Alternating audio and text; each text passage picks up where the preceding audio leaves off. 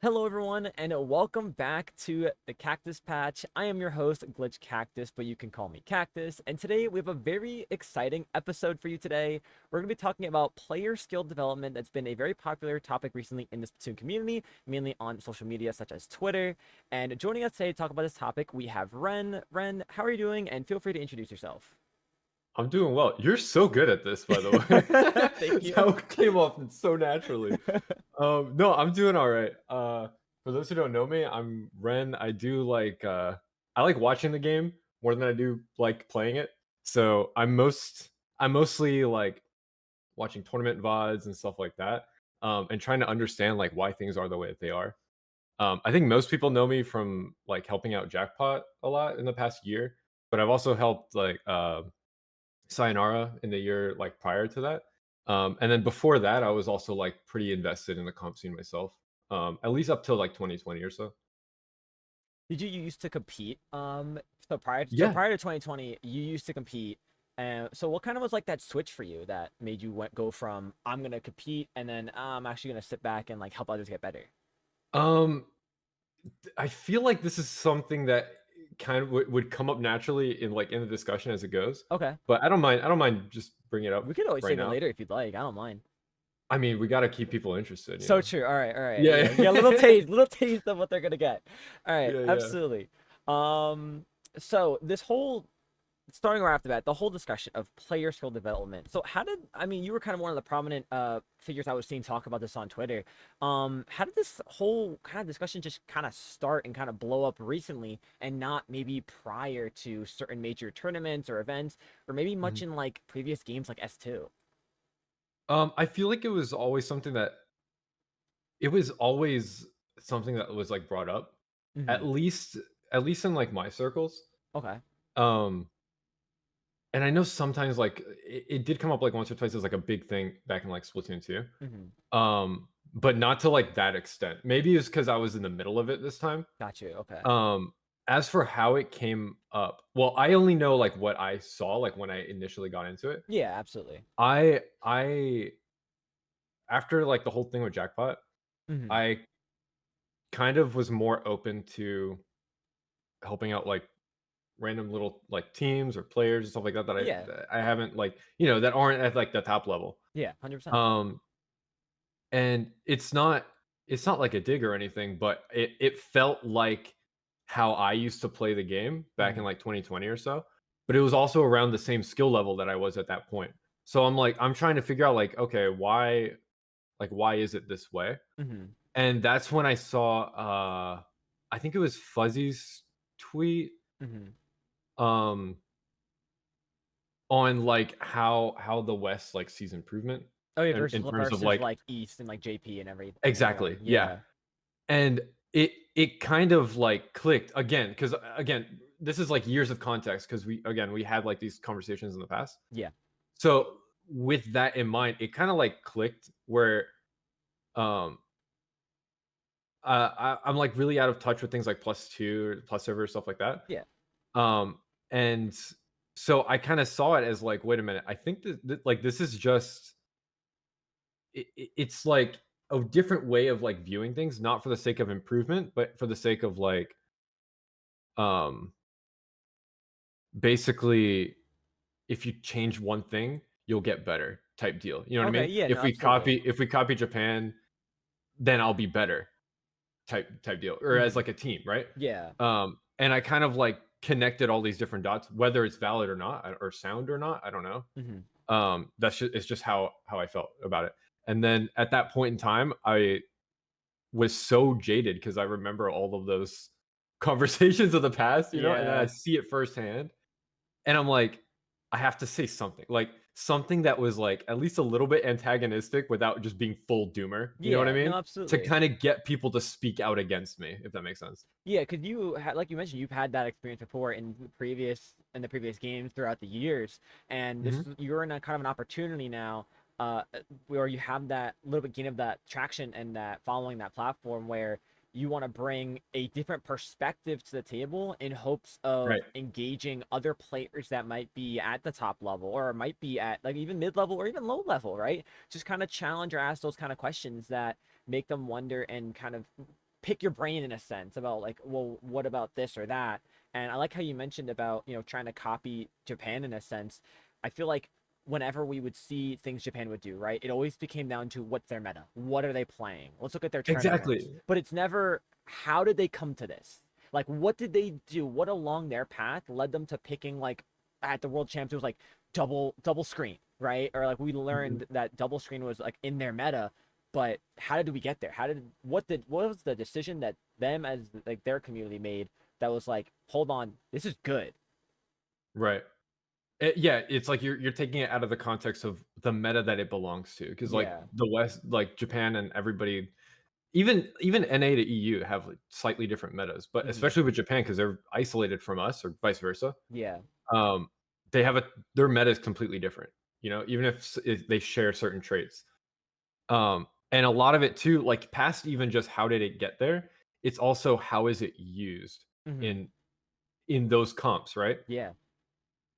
Because it can come down to like a Neo Splash thing is a great example, right? Where Yeah. it's like you see Neo Splash is very prominent in Japan, so then we're like, oh, Neo Splash is good, so let's just throw it on our support player and roll with it. You know what I mean? Yeah. Without actually But seeing like why is it good though? Like exactly, how are like they what using this comps to or take something like that. Yeah. advantage?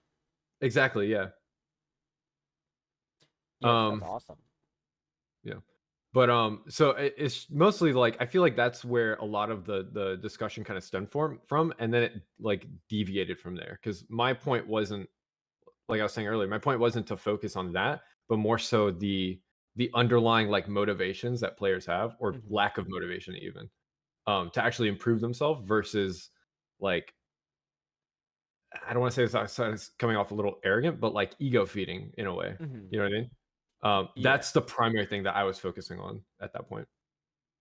Yeah, and I think it's valid because like what we see a lot from top players whenever they're playing on streams or like you see them post about it is that the lack of motivation, right? Like what are we Mhm. playing towards? And sometimes that will dwindle down into the lower levels. Like I've seen it a handful of times in like mid-level, a hand since as a player who plays in that kind of area where you have those events that we want to win, the SOSs, the proving grounds. Super Mhm. Jump just got reannounced, so that's gonna be something to look forward to.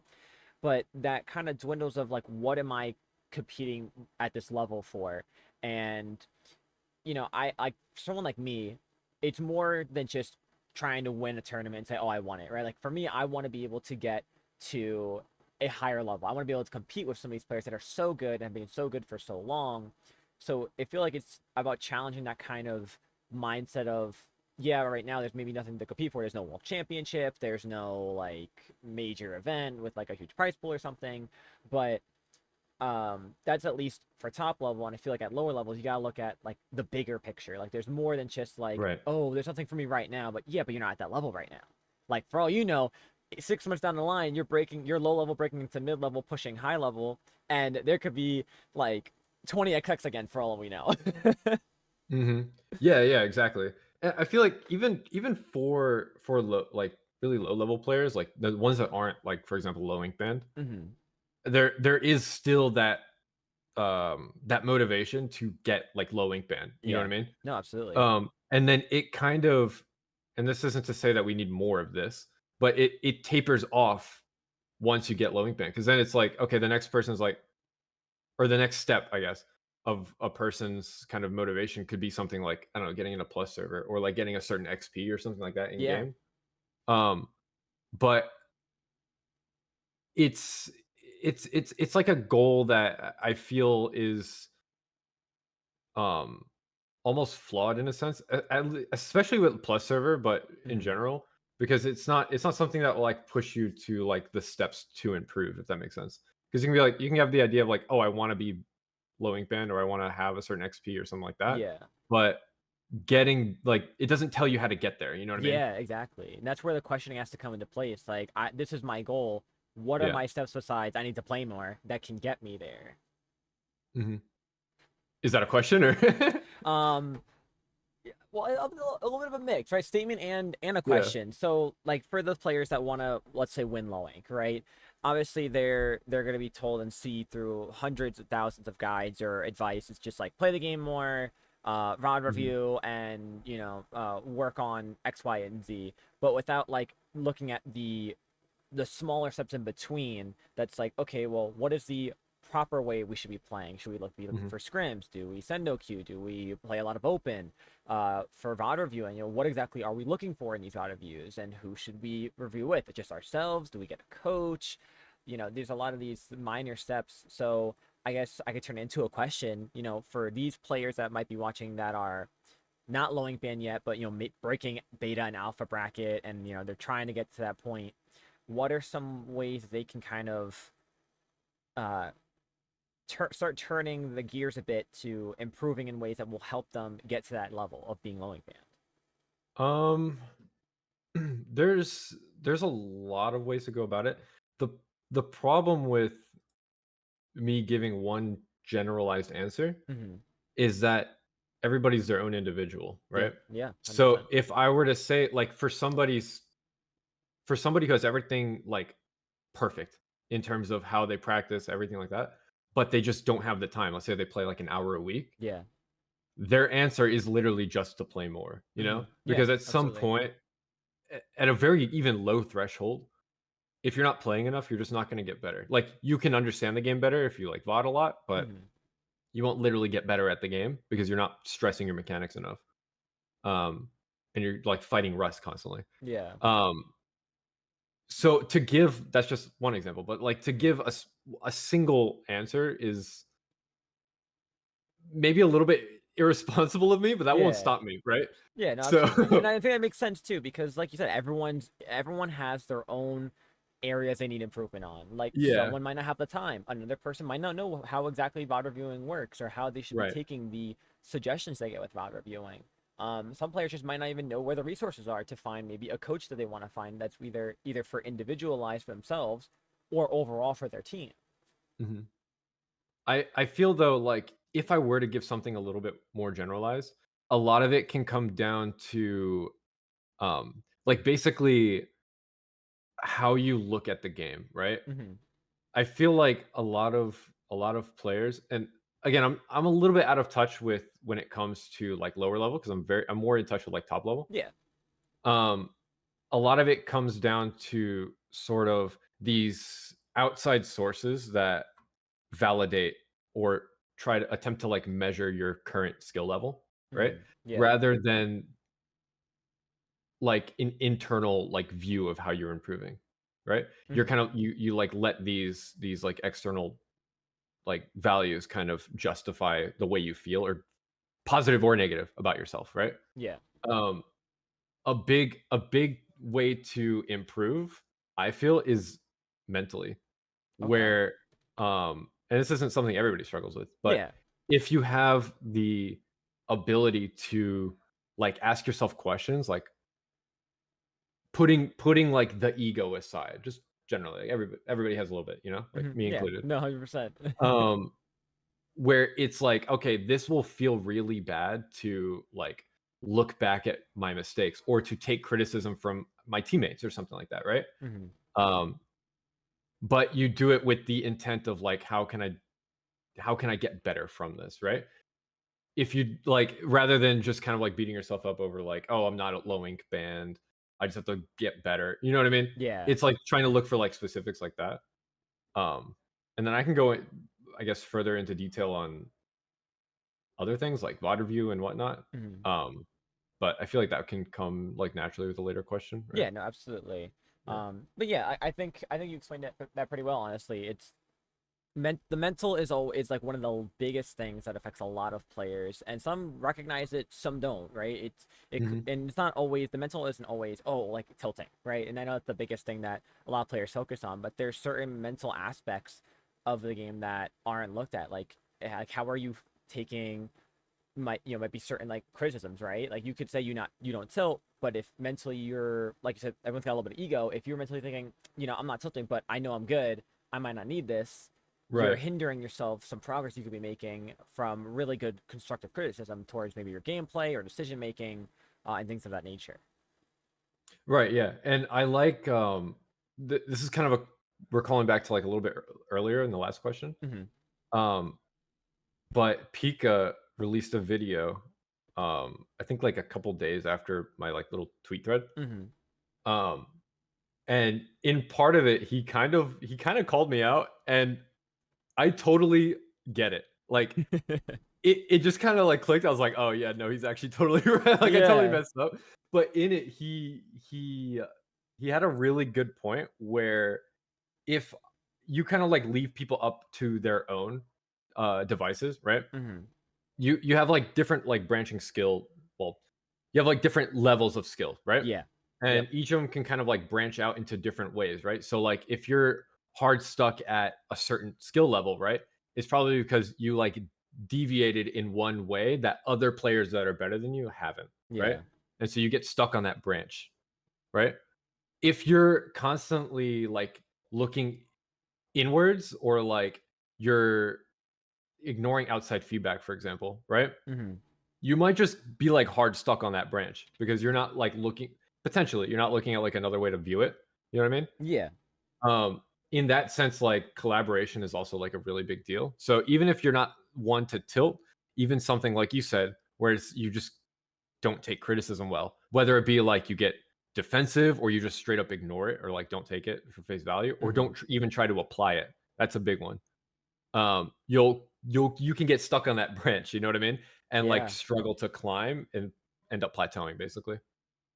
Yeah, absolutely. I like I'm gonna give like a personal example with that too, Mhm, because I've personally felt that before, and I've had that happen to me where, my game sense is pretty good. Where like calls, I know what I'm doing. I can tell what's going on in the game or the match. But I for a while struggled really bad with mechanics, and there was a lot of times I would have certain coachings, and they would mention maybe it's my decision making or maybe it's something else. But I had that core feeling that I feel like it's more of a like mechanical issue because I can't win certain 1v1s or even 2v1s. I'm missing like mhm, really key shots. So what I would do is, I decided to take a step back and kind of review myself, even like, all right, let me see exactly how these fights are happening and that I'm losing.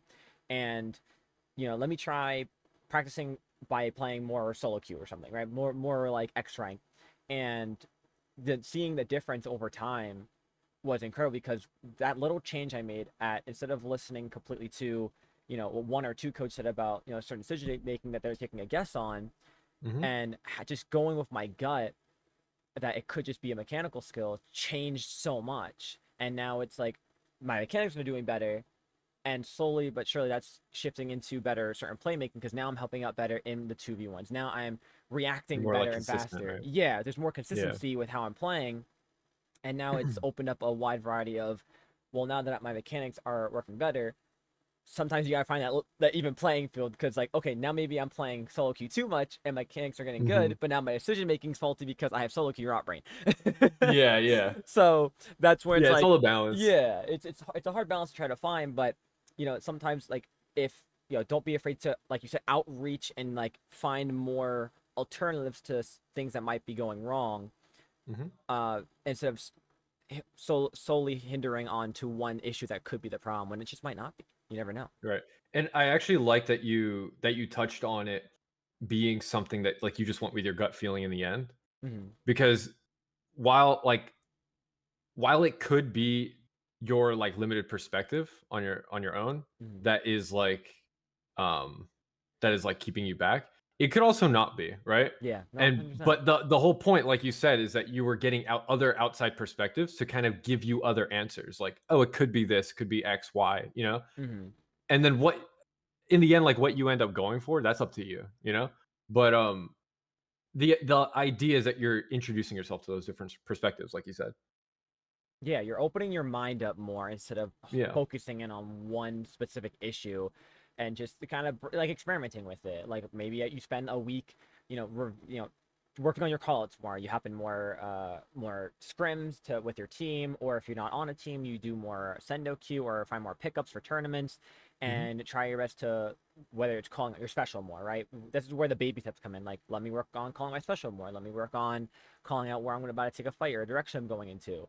My case where I had the idea of like my mechanics, right? Let me review my gameplay and watch my 1v1s a lot more and like see how many times I missed my shots. Maybe I overcorrected, maybe I undercorrected, and Mhm. try to find that little niche where it's like, okay, this didn't work, let's try this. This didn't work, let's try this. Okay, that worked. It's really just comes down to experimenting, and you can't be afraid to waste a little Right. time seeing if that might be the issue. Because for all you know, if you spend like let's say 1 day on it rather than maybe a week, you could miss it completely because you want to be able to say, oh, I tried it. Right. Yeah. Yeah. Exactly. And you want to like commit to it, like you said. Yeah. Yeah. So going off of what you mentioned before about seeing that video by Pika, Hmm. two other people that we mentioned, Fuzzy, and I know Gus Platoon mentioned their opinions about the matter on Twitter. Um, Obviously, you've said you've seen them, you've read them, or gone through most of them if you were able to, if it probably popped up on your timeline. But Hmm. um, were there some things that they maybe said that you agree or disagree with, or maybe want to like add more on to? I don't feel like I disagreed with much. There, um, there were some moments like I think it depends. Like, okay, the way our views differ, Hmm.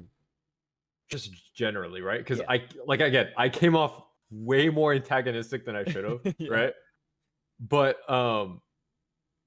I really wanted to hone in on the idea of like self responsibility Hmm. in that sense, Yeah. right? Where it's like you're the main person that has to put in the effort, right? Yeah. And it shouldn't be on like other people, like resources, TOs, top players, anything like that, right? Mm-hmm. That's the 100%. kind of idea I was going for. But it is really a balance, right? Yeah. Because there can be more resources and it can make the job easier for people at the same time, right? Yeah. And I think there's a lot of value in that I like grossly understated in what I said online, right? Yeah. No, absolutely. It comes down to that what's the word I'm looking for? Self responsibility. That Right. okay, it's like yes, you're trying to blame X, Y, and Z for a lot of things, or you're trying to find these certain ways to improve on whatever it might be, but you have to take the responsibility of this is for your improvement, your Exactly. Yeah. gameplay, whatever you're doing, and if you like you said, some people get really defensive about certain things. So it's like you have to have that open mind of, you did this with whatever it might be, whether it was a wrong move in the game, a wrong play, or even just overall, like, the resources you're trying to pick and find, you're choosing to follow that path. It's just up to you if you're going to follow that line completely or outsource and outreach more to different varieties and different opinions and even maybe different guides that try to push you in that better direction. Right. Yeah. Yeah, to a large extent, and also just like that inward kind of self-examination as well, like you had with mechanics, for example. Yeah. Right.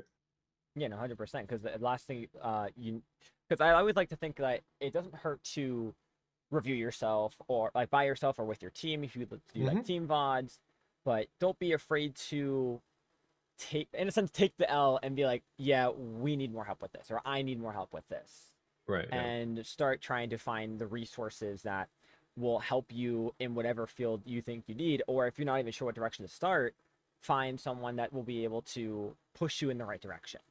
Yeah. Like yeah, or yeah, just like even I get a lot of DMs of people like asking questions, not necessarily for the coaching aspect, Hmm. but just they come to me with a question and I'm always like happy to answer. You know what I mean? Like Yeah. there are a lot of, and that goes for not just me, but there's a lot of people even at like a top level where you can just talk to them, just ask them questions. They're all like accessible. You know what I mean?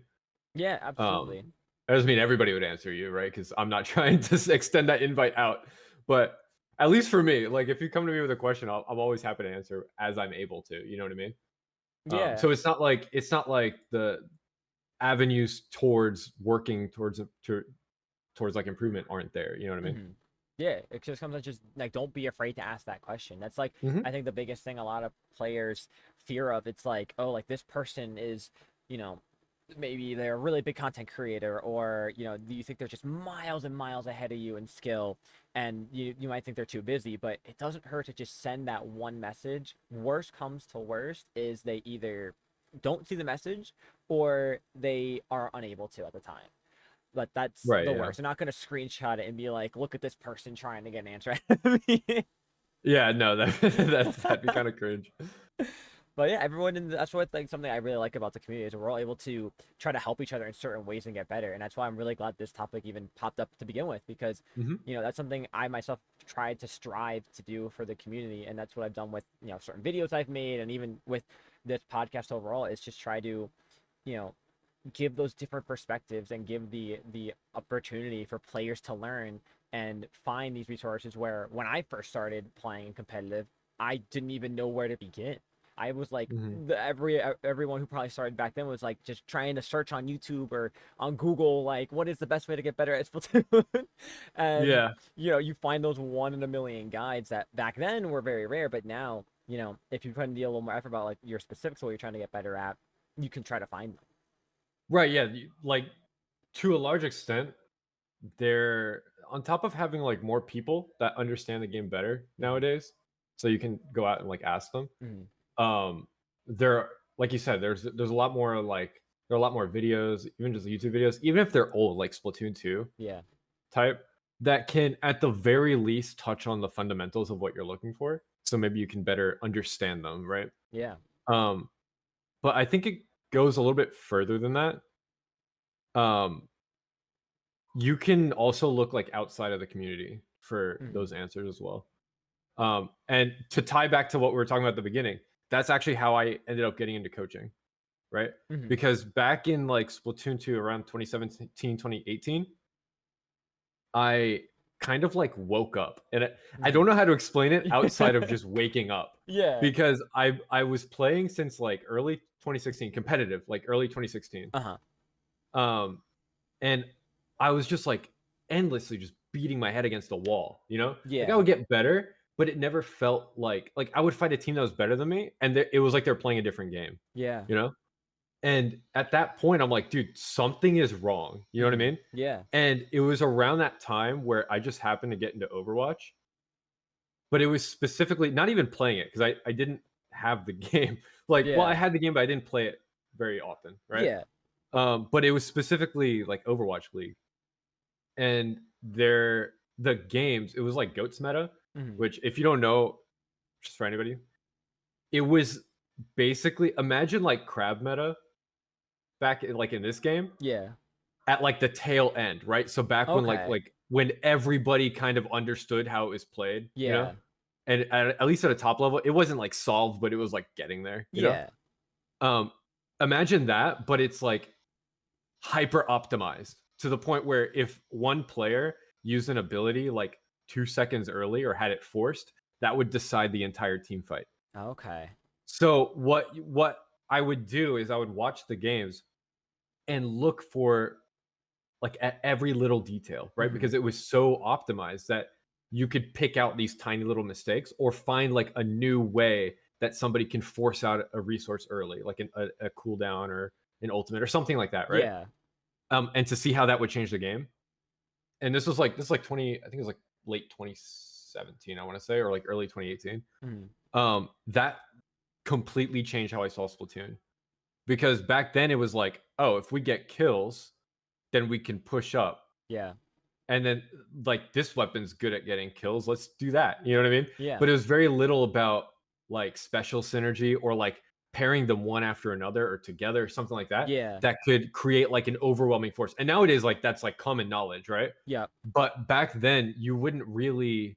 It, the game was very. It felt like it was more inspired by like the Smash community, Hmm. where it's very like single player focused. You know what I mean? Like Yeah. you can do this. This is how you play, right? Rather than like how expanding on like how team play works. Hmm. So I come back into Splatoon 2 and I'm like, wait, nobody's doing this.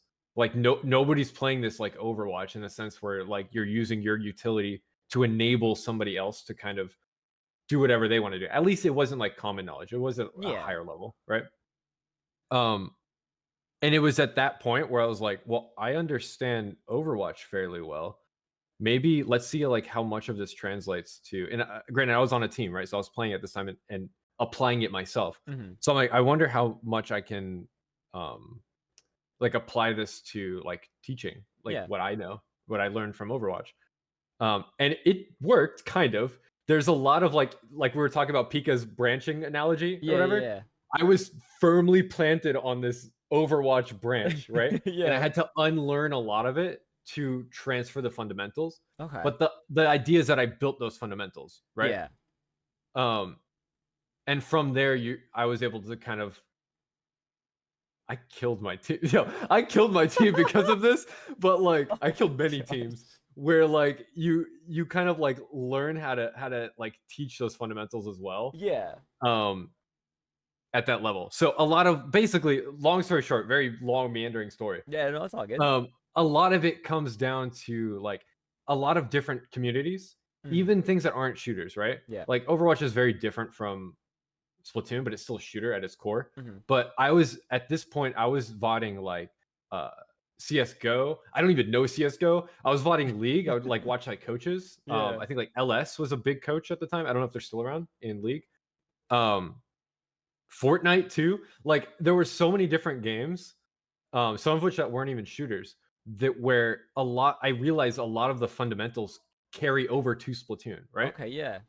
So even if Splatoon itself doesn't have a lot of resources, which I'm not saying it doesn't, Mhm. I think it's adequate at the very least. Yeah.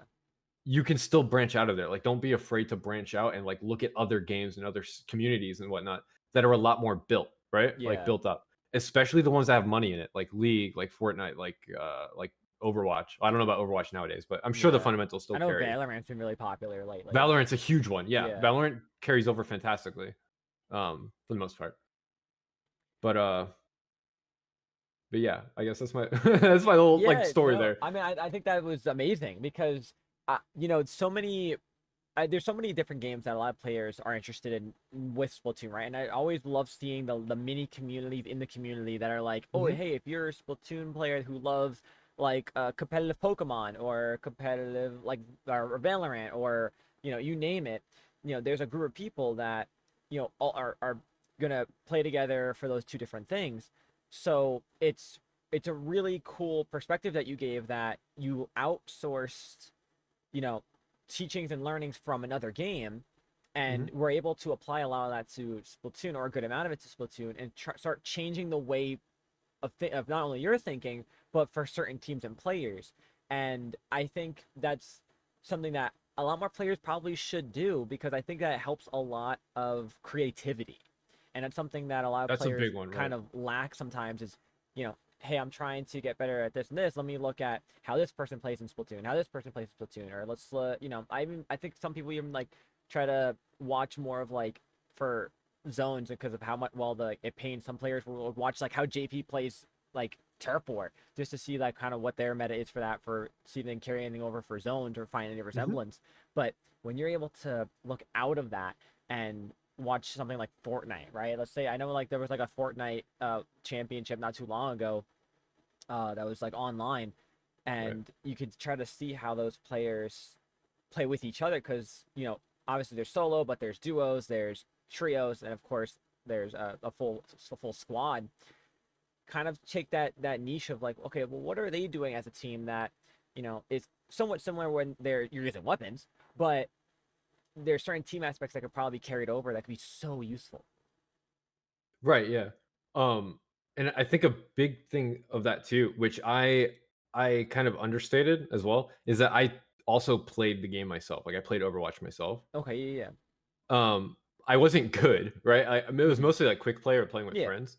But even just immersing yourself into a different community, they they don't have the same, I guess the word would be like culture when Okay, it yeah, comes to Splatoon, right? For better or for worse, you know? yeah. But that also comes to how they play the game as well, right? Yeah. Um, so basically, like a lot of people would prioritize like different things, or would introduce you to new concepts that you haven't heard about just by playing the game, even if you don't like learn it through vodding yourself, right? Yeah. Or like looking at analysts go over the like competitive games or something like that. Hmm. Um, one thing I noticed is like in Splatoon 1, when I would like play Overwatch for a little bit, like I don't know, 20, 30 minutes.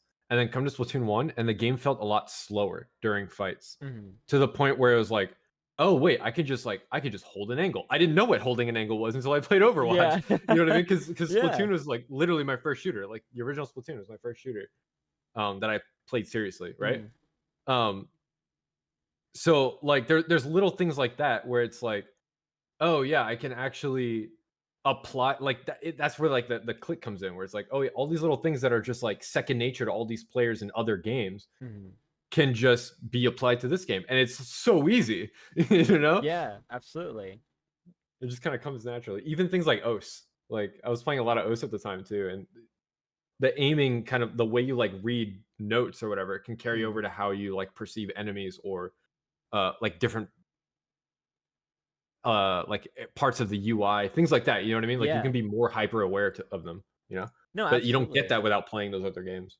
Yeah, I think something like I've even done myself is like kind of understanding like damage my weapon does, right? And I honestly, it's crazy. I thank Fortnite for that because Mhm. it shows you the visual hit marker, how much a weapon hits for with either its damage to shield or regular damage. So as someone like me who like for I'll use an example of playing splatter shot, right? You have of course your regular three shot, you have certain angles of fall off, and you have Zuka that has its annoying hitbox that has really good, half hit damage or direct damage. And you'll even see it in players that play in tournaments. They'll be calling out certain numbers that they hit for. And that's something that helps carry over because it's like, if you know your weapon and you play it so well enough, you start learning these certain aspects of your weapon that you're able to say like, oh, like for example, 52, right? It does 52 damage. You Mhm. could hit a player for 52 and okay, 52 for them, I know it for me it's one more shot, but that's half damage, so you can call out like, hit him half and someone else can be close by and finish him off because they know how long they have to ideally guesstimate how much they got to hit him for. And Right. I feel like that way of thinking would have been possible if some players watched or played Fortnite, because it's just kind of second nature hits your brain like, oh yeah, I hit someone with like a sniper 197, they're weak, they have probably like, because what, it's like 250 now because they added the extra health shield, so Mhm. it's like 53 left, right? So it's like that's a one tap with like an AR and you're good. So it's amazing to think of that how other games, just even playing them or watching them, start you can start taking that and implementing into Splatoon. I love how you said that because that's actually that specific example, not with Fortnite, but with Valorant, Hmm. is how my last team would do things. Hmm. Um, and I think like now that you mentioned it, it kind of clicked, right? Yeah. Because Valorant is very big on trading, right? Yeah. Um, but you're not always gonna kill people. You're gonna hit them like they may have like 150 health. You may hit them for like 129. So Yeah. you call that you hit them for 129 so that the next person knows, okay, I can swing more aggressively or play in a different way to kind of play around like a potential one shot, you know? Yeah. Um, and they naturally it wasn't even a me thing. They naturally just kind of carried that over to Splatoon, right? It's like Hmm. if you hit a slasher shot, hit 70, and then somebody knows, oh, I could just throw a bomb, and it's like a very, very fluid kind of setup. You know what I mean? Yeah.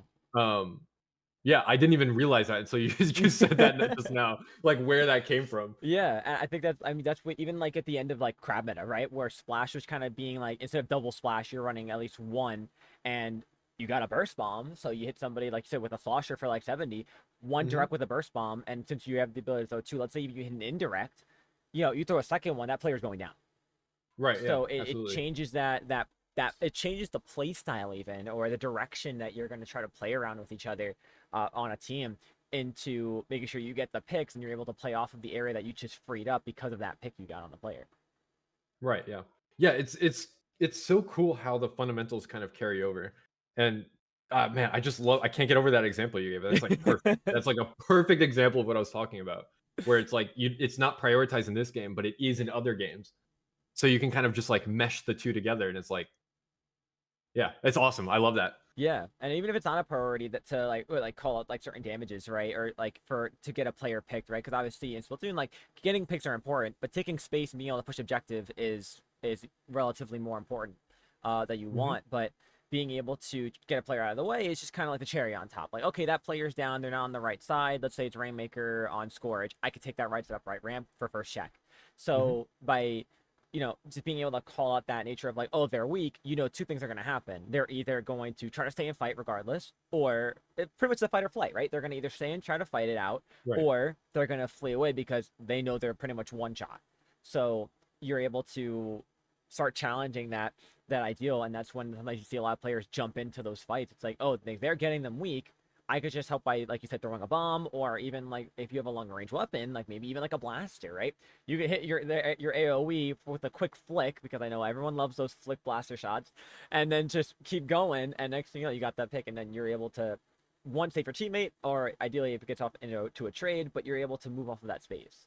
Right, yeah, and that's a big thing too, is like that little optimization of like calling a damage number can tell somebody, I just need to fire a single shot and hit it, and I can move, and that Mm-hmm. would increase the pace that person plays at as well. Yeah. Because if you just call, oh, I hit one, that blaster, that range blaster, if they can't get it immediate direct, they probably stay for 2 shots. But if you're like, I hit 180, that range blaster turns around, flicks, gets an indirect, and already is turning away. Right, they're just walking away. Yeah. So yeah, those little tiny calls are like, they do so much. They do so much, and that's just one example. But there's so many little things. Like somebody in chat just mentions crossfire and Valorant. Mm-hmm. Crossfires and Valorant are a really good way for 2v1s. Yeah, exactly. Like the same idea applies. Like the way you set up crossfires in attack shooter or Mm-hmm. something like that, or even Fortnite has it a little bit to a lesser extent. Yeah. Um, but Especially in yeah, the no, recent it's not season. it's not something that comes naturally to Splatoon. I don't think personally. Yeah, no, absolutely. I mean, that's why like a lot of players sometimes you see like a lot of not a lot of players will use it now, like Crab for example, right? It's not Mhm. a shining special, but back before it was like completely nerfed, you would be able to apply pressure from a longer distance with Crab for a temporary amount of time, but use that as like a crossfire, right? You're trying to beam somebody with a Crab, they're gonna run and hide, but that person in the Crab can call out where they're going, and you're able to try to follow or catch them off guard Right. at another angle and put them in that 2v1 situation. It's like, okay, do I go right and into the crab fire, or am I going left and attempting to jump out for a player on my left? And that's kind of what you want to be able to do. And that's why 2v1s have, for the longest time, have been just so important and keen on a lot of victories for a lot of matches and a lot of games. Mhm. If you're able to take that pressure that you're adding from two separate players and to turn into that 2v1, you're able to free up space, you're able to start moving objective, you name it, you're taking another player off the field, which is so important. Yeah, absolutely. Thankfully we Yeah. don't get knocked in Splatoon, or else we'd have an endless amount of squid back on knocked bodies. Dude, that would go hard though, no? It We need would. emotes. I mean, could you imagine if you could just throw somebody in Splatoon off off the map? Yo. Just hit the L. I take the Yeah, L. yeah. Oh my In-game god, emoting, stop. please. Splatoon 4, we need it. Need more than just a squid bagging. Absolutely. So touching up, like you mentioned it before, a little bit ago about the resources available, in the Mhm. community, and that some players just aren't taking advantage of a lot of them. Um, so I wrote down here, do you feel it could be an issue of players in mid global not knowing how or where to look, whether that's player wise, team wise, you name it. Um, so I mean, I guess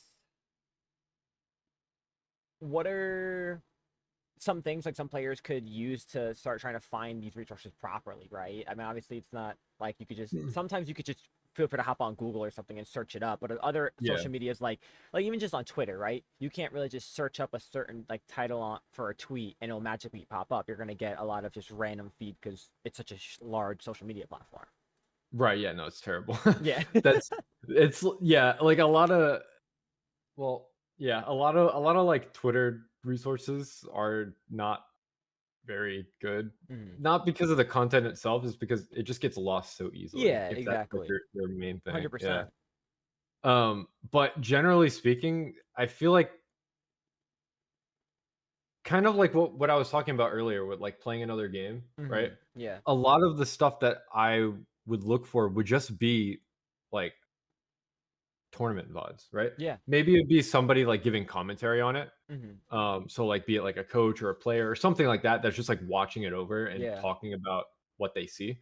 That helps a lot if you're going in totally blind but you only know the basics of the game, right? hmm Um But I feel like once you get past that point when you understand like the absolute basics, you can kind of watch back those games, and that's where I think a lot of the quote unquote resources come from, hmm are those higher quality games, be they from the West or like Japan. whatever. Um, the problem though is that a lot of people don't know how to actually VOD review, Mhm. and it kind of, at least I think, it kind of is like intimidating in that sense, right? Yeah. Because when you think VOD review, you're like, oh, we're gonna go through every single little mistake, and it's gonna be an hour or 2 hours long, you know? Yeah. But it can be as simple as just looking over a single fight. And I think oh man, was it Gel, I think, on Twitter translated one of Melon's uh um what's the word? Like not testament, but Mhm. experiences, right? Okay, yeah, yeah, yeah.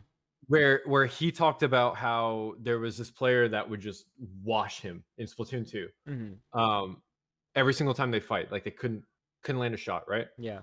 And at that point, they would look at their gameplay and they found like little patterns um, that Mellon himself wasn't actually applying in his own games, Mhm. and then applied it and was like, "Oh wow, no, this is great. It works." You know what I mean? Yeah, And then he got 100%. better as a player from there, and he owes that session and that player to like his wins at that in that like era of him playing, right? Mhm.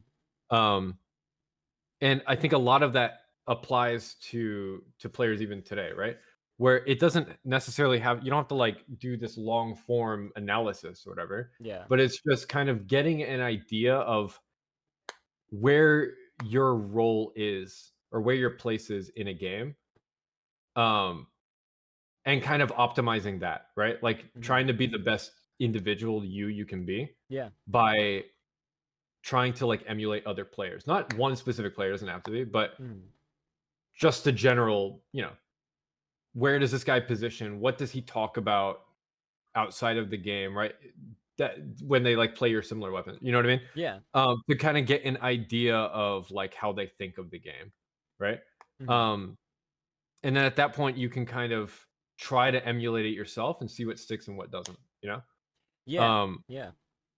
and once I feel like once you do that, you will kind of um you'll kind of shorten the time that like a VOD review requires of you. So early on, it might be pretty rough, but once you go into a game and you start scrimming based off of like an idea that you saw, or go into X rank or whatever, of like an idea that you caught watching a game, or like that somebody said like offhand, Yeah. and you spend that play session doing that one thing, like hyper focusing on that one thing. Actually, I think Watsum in Splatoon 2, I gotta find the video, made a video very similar to what I'm saying. Mhm.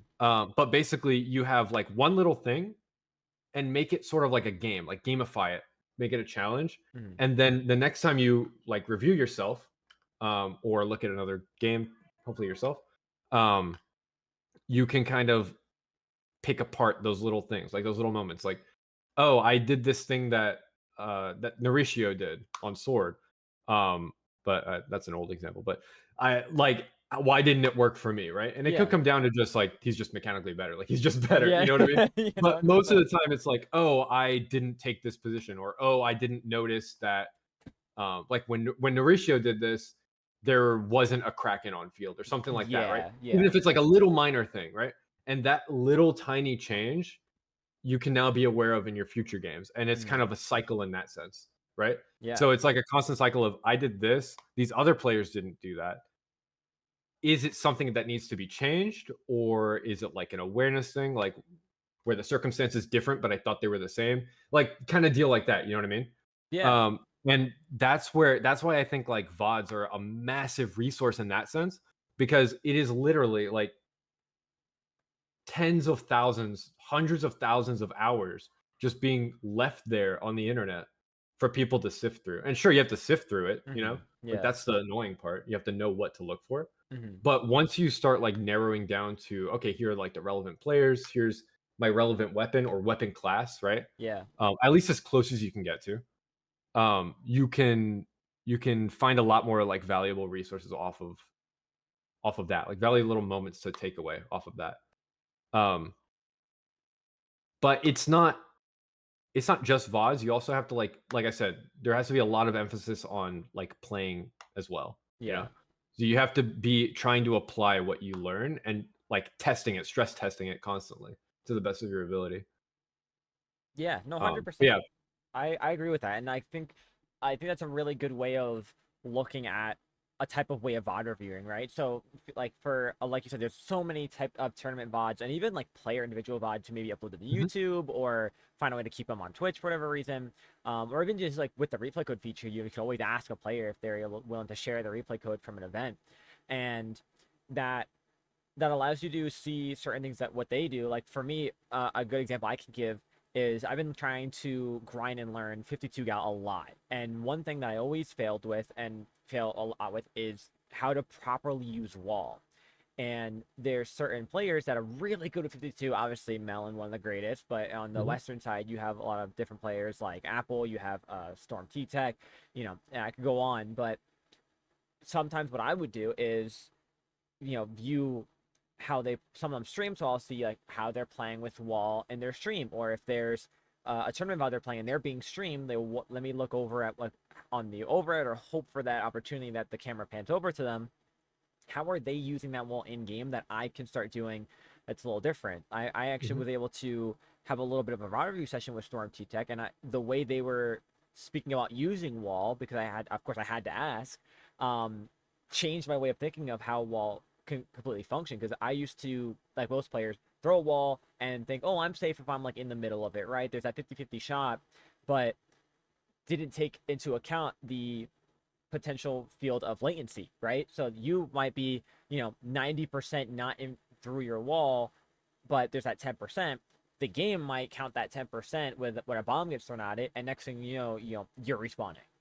Right. Yeah. So Especially with this terrible tick rate in this yeah, game. exactly.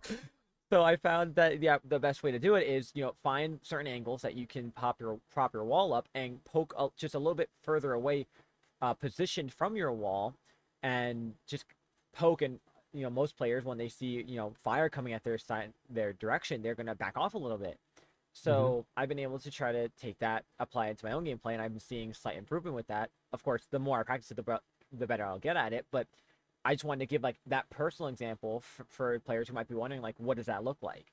It's something about picking a little niche that you might be failing at, or if you're not even sure yourself, you could try to figure out with someone like a coach or something, or even other teammates or other players, and try to implement it yourself and learn from it. Or like we mentioned before, don't be afraid to ask questions. If there's something a top player does really well, or you're not sure how a certain weapon or special works, ask how they use it. Ask what kind of opportunities that they look for when they're popping their special, and or maybe their teammates ask for them to pop their special for whatever reason, and see if you can incorporate that with your team or even yourself if you're in currently a state of where it could be like a pickup scrim or something, and you want to be able to be really good be the best one within that weapon in the lobby. Right. I like the point you bring up, and I think that kind of leads me to a little bit of an aside, but it's in the same vein. Hmm. When you get like, let's say you ask somebody, like you asked Storm about the wall thing. Yeah. I I feel like a lot of people are willing to ask questions or find the answers to questions like that. If it's like a black and white question, right? Yeah. The next step though is the kind of you can take it at face value, right? Yep. But the next step is trying to apply the concepts of what you learned there. Yeah. So that could be like it requires more of like a critical thinking type thing. But Hmm. if you're asking something about, I don't know, if you're talking about like latency, for example, you can kind of apply. Okay, so if latency is something preventing me from playing around like the corners of a wall or like through the wall trying to shower inside of it, Hmm. where else could that be a factor as well, right? Yeah. Could it be a factor in me turning corners, for example, or using cover in general, right? So how can I apply what I learned from the wall to this other thing, right? Hmm. Um, and I feel like you will get a lot more mileage out of your like out of the little things that you get, even just from asking a single question or a very hyper specific question to somebody that you find knowledgeable, like being able to break that idea down to its core and apply it in other places. And that again, that kind of comes down to the fundamentals of the of playing other games as well. it's the same idea where you break it down and try to apply it to something else, Yeah. to see if it works at that point and just experiment. Yeah, absolutely. I just thought of like while you were mentioning it, it's like it's all players will try to like considering like trying to like find I thought of like trying to find different angles of doing certain things, right? A lot of players like to try to shark and get a lucky pick, right? And I just Mhm. thought of that thought of the map, right? Something a lot of players struggle with is opening their map. So like if there's like you get picked off and someone saw your flank side, you're like, how did they know I was there? I thought of like, well, let's say like if a player had a beacon, right? Some players don't know the full radius that can mark you if you're Yeah, near it's it so on the mini crazy. map. So that's another thing. It's like be willing to look at all the factors on the field that could have caused certain situations, right? So like obviously Right. like we mentioned with the wall, like latency is a big thing. Maybe just standing too close to it is another, right? Not being aware of what plays are around me. So like if I think I have a good opportunity to poke with my wall, but I didn't see a player, on my side or like behind me sharking because I chose to not spend that half a second to just throw some paint there. Mhm. Next thing I know, I'm getting a bomb thrown right in front of me and I'm exploding. So it's really about thinking about all those little scenarios that can be applied through what you're trying to learn and find more than just the one reason that could be happening for whatever might be going wrong. Right, yeah. I feel like that also uh, there's one thing that I keep seeing too with regards to like VODs, Hmm. especially where I don't know, let's say somebody is really into like Clash Blaster or something, you're Hmm. not going to see top players use Clash Blaster Yeah. seriously, generally. Yeah. So what you can do at that point is look at, let's say you're struggling with a weapon. Well, for one, you can still look at a shooter or a normal blaster or a range blaster or something like that and take a lot of the fundamentals away. Like Hmm. I said, you want to break down ideas to their core. So Yeah. even if you're not literally watching a top Clash Blaster, you can watch a top range blaster and take a lot of the ideas away from it. Yeah. Um, but at the same time, if you're struggling with like certain weapons and stuff like that, it's a good opportunity for you to actually VOD those weapons.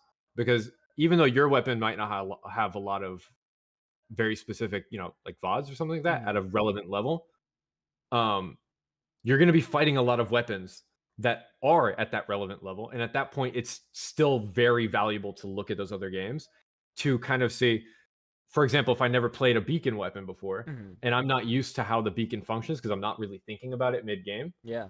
if you watch a tent player or something that is really like hyper focused on like how they use their beacons or something like that Yeah. and read that, then you're like, oh, wait a minute, why didn't I ever think of this before? You know what I mean? Yeah. No, Because it's not absolutely. something that you're in tune with, right? Hmm. So vodding even weapons that are completely unrelated to you it still provides a lot of value. Hmm. Yeah. No, absolutely. Something I'll do is I'll even play the weapons that I feel I had like the hardest like matchup sometimes with, right? And it Exactly. Yeah. doesn't hurt to do that, right? Even if it's in the training room, right? Just get an idea of maybe the range that it has on you as a player. Like, what's the distance that can get you picked off? Because I know something that I learned is like the AOE radius of certain blasters are a lot larger than others. And when I'll be like, I should be winning this fight. What's like, how come I'm not, I'm dying to this from so far away? Even Mhm. just testing out the that some that theory you just thought of for that weapon can do a mile of a difference because now you're understanding a little bit more like, okay, that's how that weapon works. What's certain things I can do to change the way I play around that weapon so that way I don't get myself caught in any tricky situations. Mhm. Yeah, definitely. And I think that even applies for when it comes to looking at other weapons. Hmm. It applies for your own replays too. If Yeah. you are watching like a replay or something of your own game where you just got washed, don't necessarily. Well, you can do whatever you want, but I would recommend looking at the enemy's point of view when you Hmm. do it, and just look at how dumb you look when you play. Yeah. It No, it's it'll valid. be it'll It's be true. bad, you know. Yeah. But if you're looking at the game through your own lens all the time, it's very difficult to beat your biases Hmm. because you're the one making the decisions in those games. So obviously, when you watch it back, if you are stuck with that like limited scope of your own perspective, you're gonna be like, "Oh man, well, I mean, I had the right idea here. I'm doing all the things right because you already think you're doing all the things right, you know? Yeah. But when you see it from another perspective, you're like, oh wow, I was in line of sight walking around while that charger was looking at me the entire time. That's Yeah. so embarrassing. You know what I mean? It's like Yeah. these little things that kind of you won't notice it until you kind of pull yourself out of your own perspective, if that makes sense. Yeah.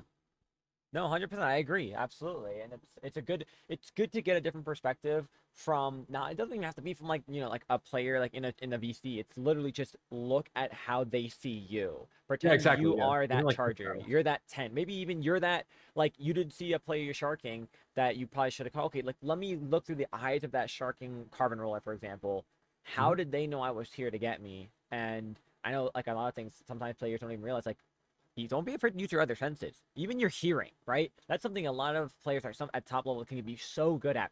It's just hearing when somebody's just swimming by or sharking by, and they know when to get that pick when they're right next to them. Yeah. And a lot of times you kind of know when to kind of tune yourself in during a game Hmm. to depending on like the game state, right? Yeah. So if you're trying to retake, you're going to be a lot more attempting to like listen for little sounds or something like that Hmm. for sharking. Whereas like if you just wipe the enemy team and you're like, okay, yeah, this guy's probably off spawn, then you can just like rush it. You don't have to really worry about like Yeah. sounds or something like that. So it's Yep. like, yeah, there's like a lot of like different contexts or whatever that can kind of clue people in, even if they don't know it, like intuitively, because I feel like a lot of it is intuition, Yeah. where like intuitively you know, okay, now it's time to start listening a little bit more or stuff like that, right?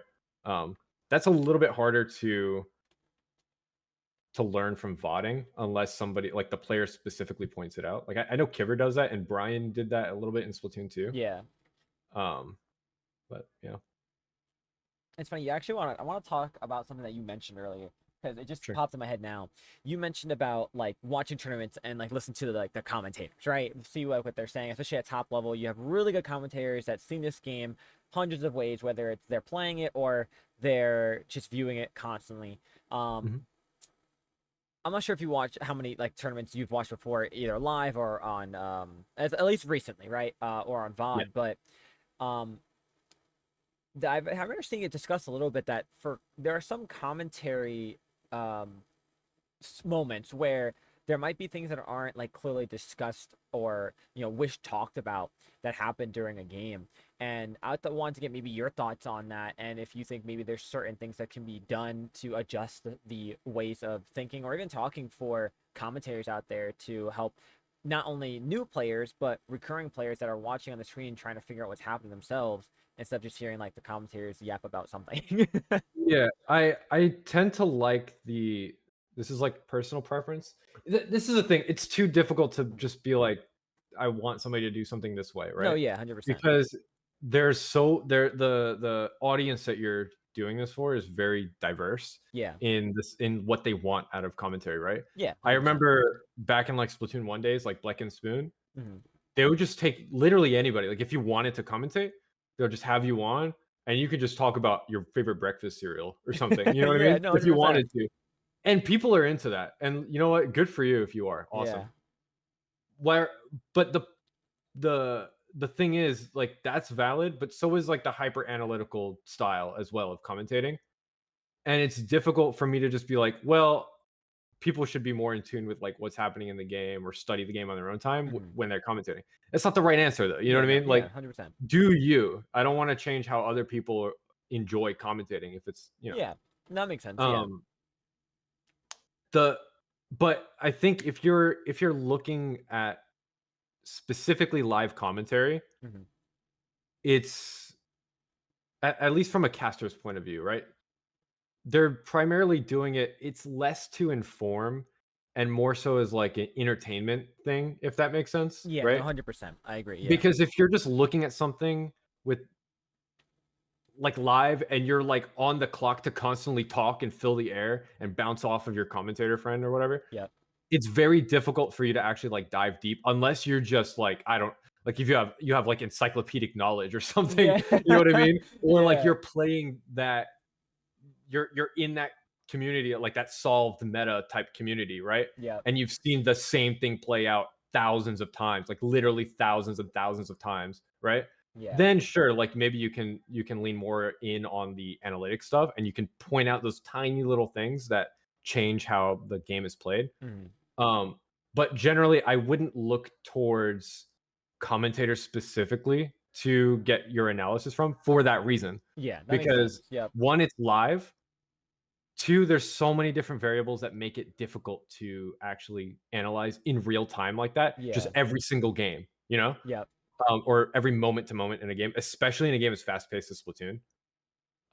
But three, too, there's it's very difficult to find a balance between that really analytical type of commentary while still keeping it like friendly to like your average viewer, or maybe even somebody that doesn't watch the game at all. And Mhm. I think, for example, like Jordan Kent and Nine, and Milana too, they do a fantastic job with their commentary for that reason, right? Yeah. And I especially like it with Nine, um, where like, for example, when there were like championships and worlds and stuff, Mhm. my parents were watching, right? Yeah.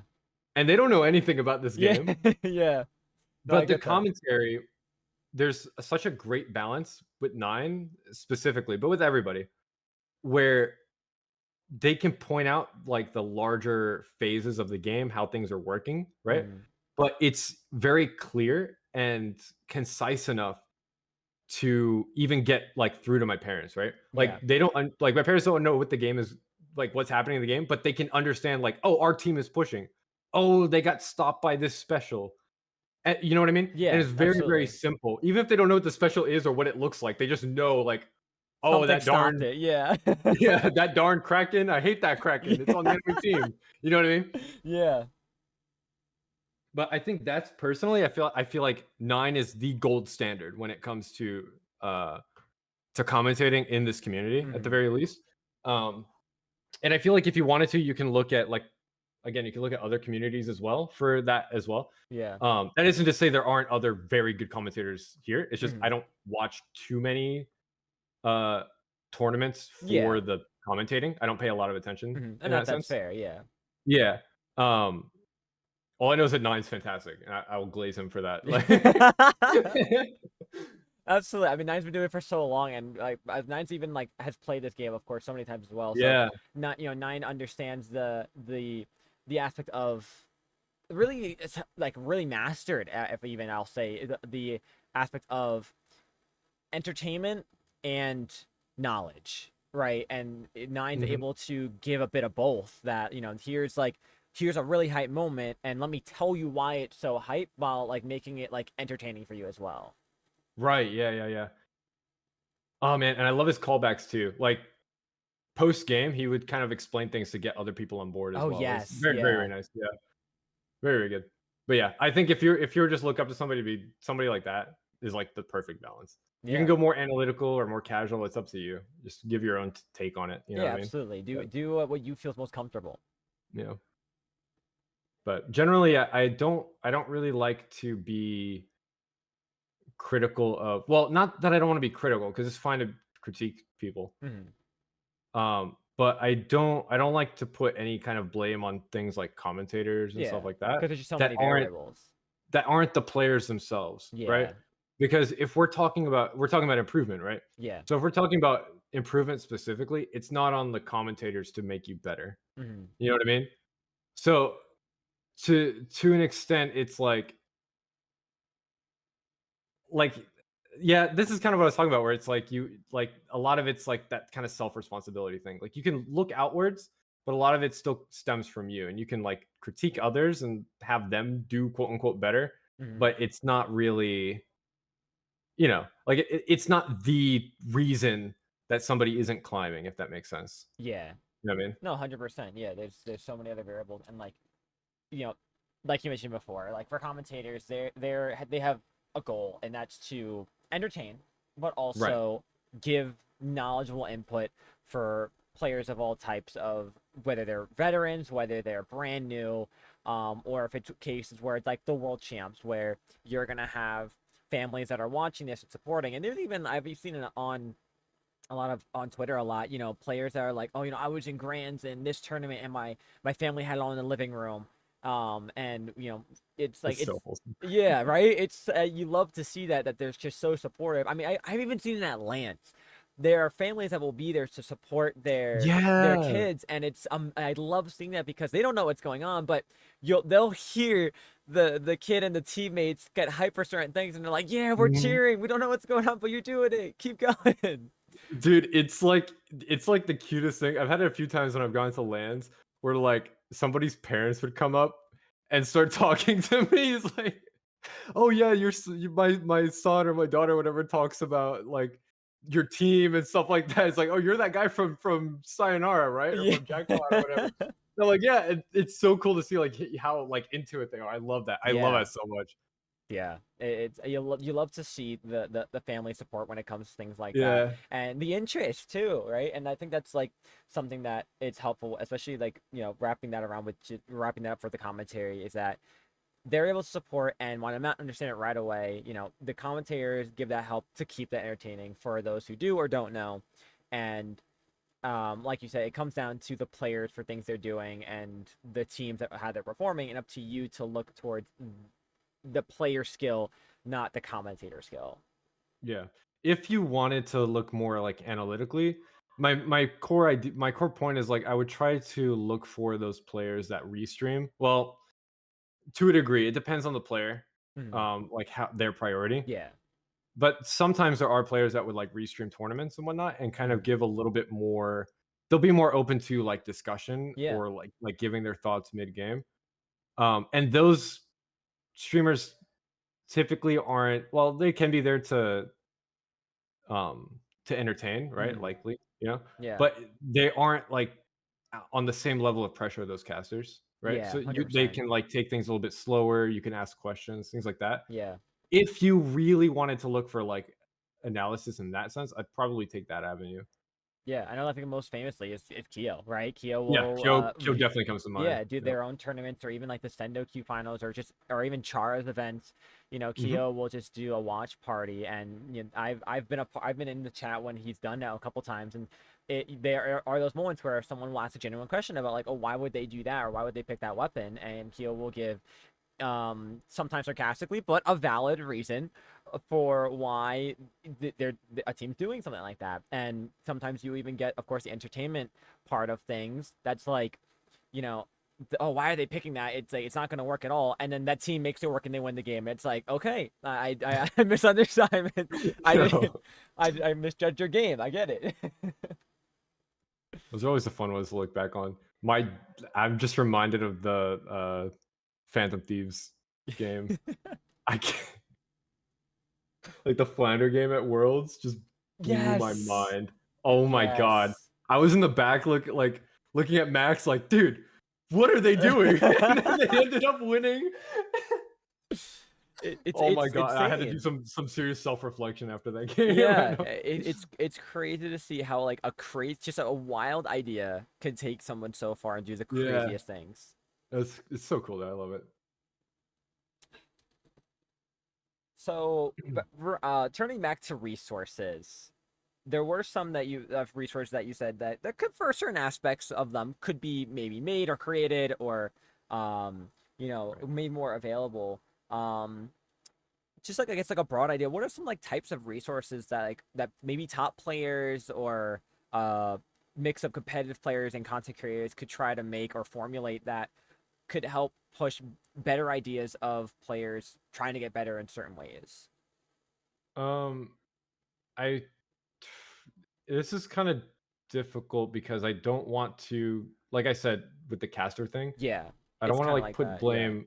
I want to put this in a way where it doesn't put blame on content creators or Hmm. top players or something like that because I don't think the blame belongs there Yeah. to a large extent. Um, but if I were to like suggest some things, I like what Pangit used to do this, and I think Obito tried to do this recently. Hmm. But I feel like in a more scripted sense, it would be more useful. I love the idea of, and we touched on this earlier with restreams, Yes. of Yeah. commentating your own gameplay, right? Yeah. Okay. And kind of giving an idea of like why you're doing the things that you're doing, as well as like what you notice in a game, like as you're playing through. And Hmm. it may not be perfect. You may mistakes in those games, but that's also valuable information as well. Because if I'm voting a top player and I see them do something kind of dumb and they die, Mhm. and I'm uncritical, right? Yeah. You'll just be like, "Oh, well, maybe they just got unlucky or something. I have to try that too," and you're gonna do it. But if you're watching their own gameplay, right, and they acknowledge that they made a mistake here, they're like, "Oh, I should have done this instead," right? Mhm. Even if they don't explain it, it kind of opens up the idea of like, well, one, these guys can make mistakes, so they're not perfect. But two, like, here's the way that they see the game Yeah. at this point in time when they do make a mistake, Mhm. you know? Um, and it's not always the right answer, but I think it's a lot like having those little resources are a lot more valuable than just not having anything at all Mhm. on that front. Um, so that goes for like videos, for like streams. I like that Kyo restreams a lot of tournaments and stuff. Yeah. I really wish that it was more prevalent, like more common, Mhm. even from doesn't have to necessarily be like restreams, but even just people streaming for no reason, going through their own replays and pointing things out. Just little Yeah. things like that. Or doing like viewer stuff. I think Reborn actually, when I got on Twitch today, he was doing like viewer reviews. Yes. Yeah. Um, like having little things like that where people can just come in and get analysis just like that, like very easily, even if it's not immediately relevant to them, Mhm. kind of helps them with the idea of like get over the hurdle of like what review or like voting is and stuff like Mhm. that. That's a big one. Another thing is I okay. This comes with like a big asterisk. Mhm. Like a VOD review guide, I think is very important. Okay. Yeah. And it's something that we're actually lacking. The reason there's a big asterisk is because I don't want it to be a black and white, here's how you VOD review Yeah. type thing. You know what I mean? It's more of like maybe a guide that like gives you a general consensus of the different ways you can learn from your Right. gameplay and like the different avenues you can take to route review properly and like obviously like you know the big warning sign is take it with a grain of salt because everyone's different. Not all these Right. ways may work for you. Right, exactly. And I think to further expand on that, it's very easy to I was talking about this with FLC the other day, actually like on the same day or like maybe the day after. Mhm. Um that big tweet thread that I posted, right? Yeah. Um, and I don't want to say too much on like why he said the things that he did, but what he basically came to the conclusion of is like if I were to let's say I posted a VOD review guide just as is, like here's how you do things, here's how I classify different things, you know what I mean? And Yeah. here's how you do X, Y, and Z, right? A lot of people will look at that and simplify and misconstrue the way that I am trying to like present information, Yeah. even if they don't mean to. Just because it makes more sense with like biases that they already have, Yeah. you know.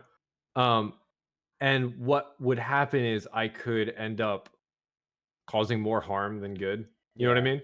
Where it's like I can like let's say there's somebody that vods an hour a day for Mhm. some reason, you know, Yeah. and they don't play very often. Maybe like half the time they spend with Splatoon is vodding. I don't want to release a guide that teaches those people how to VOD review more effectively. Because in that same guide, I would say something like, "Don't VOD review if it cuts in too much playtime." Mhm. You know, Yeah. like keep like a 10-90 split or something. Just an example, Yeah. and that person would be like, maybe they would just ignore that and just take all the other information and leave out that one part. You know what I mean? Yeah. So I end up like like very much encouraging the wrong kind of study, if that makes sense, Yeah. just inadvertently, no matter what I do, you know? Yeah. And it kind of hit me when I looked at his like fluid rolls Oh yes. doc. Yes. I remember that. Yeah.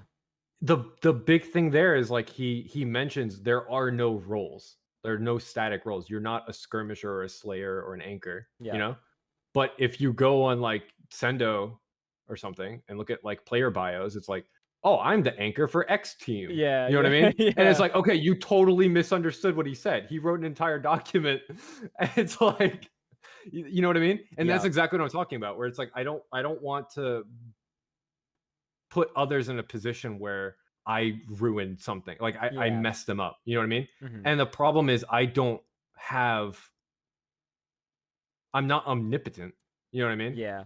I can't be there for every single individual Mhm. and say you misunderstood this. You're doing this in a way that I said not to do. You know what I mean? So Yeah. it's like impossible for me to contain that level of influence once it gets out there, you know? So Yeah. it's like if I put out a guide like that or somebody puts out a guide like that, Mhm. it has to be you have to be like very careful with how it's presented, Yeah. right?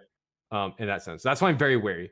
But past that, I think generally like analysis is just the best way to do it. Like show people how it's done, Yeah. get like demystify it and kind of keep putting it out there for the people that maybe don't have the time to VOD on their own time. You know what I mean? At Yeah. least give them an opportunity to see what it entails and get that line of thinking into their brain, you know? Yeah, Um, absolutely. yeah. Yeah, so like it because yeah, that's one of the things like as someone as myself who's made a lot of guides for like beginners for the competitive. I mean, I had my overall like I still get like messages about it to this day of Mhm. I think I made the begin like right it was like that switch from 2 to 3 of like how to get into competitive Splatoon in general. Um and I totally get what you mean by making sure you say certain things carefully because there are a lot of aspects of that I've made in that one and like sensitivity and tilt and you name it that Mhm. there's a lot of things you could say that other players could take a different way Exactly. that's Yeah. not the right way you're trying to put it. Like I think one example was like making a free agent post, right? And I remember when it came to a part that so I've never actually like said like how the thought of this worked when I was making the video, but when I was making about how to make a free agent post, one of the biggest and like troubling things I had to try to like topic I discussed was when you're putting your age in your free agent post because there are Mhm. a lot of players that could be like, you know, like, oh, but like I'm 15, but I'm mature. And it's like, all right, how do I explain to the casual viewer that while that's okay, like some players might not be okay with playing someone that's younger, right? So Mhm. it really came down to finding the ways to word certain things and something like that where it could be agreed upon. It's like I think I ended up saying it's like it's not your fault that you know or it's not you know that they don't want to necessarily play with someone that's not mature. They feel they're mature. It's just that some players don't feel comfortable or there's a lot of varying aspects that make it difficult to want to team with players that have that much of a gap or a certain feel towards that way. So it's challenging. It really is, and I think a VOD review guide is probably one. It's up there for one of the most challenging guides somebody can make because of just how many variables there are. Right. It's impossible. It's actually just impossible. I At least to make something comprehensive, like, Yeah, like I feel that like there could be completely like encompasses. in a sense a beginner guide to it. Like okay, like if you know here are some I guess maybe giving examples and setting up certain like avenues and set up routes Yep. for players like here's what it would look like even like maybe even like a section in the video of like here's how VOD viewing works and here's like my experience of what it was like and here's how it could look for you but again take it with a grain of salt and I think that's Yep. one of the largest things that has to try to be like almost consistently pushed out throughout that video is take all this with a grain of salt everyone's different everyone has different experiences and ways they're trying to do things you know Yeah. so I be I careful. I that's the thing too. It's like I feel like no matter how many times you say something like that, It could somebody's still gonna fly right misconstrue it. over. Yeah. Because a lot of people, like, they take the ideas and they spread the ideas, Yeah. right?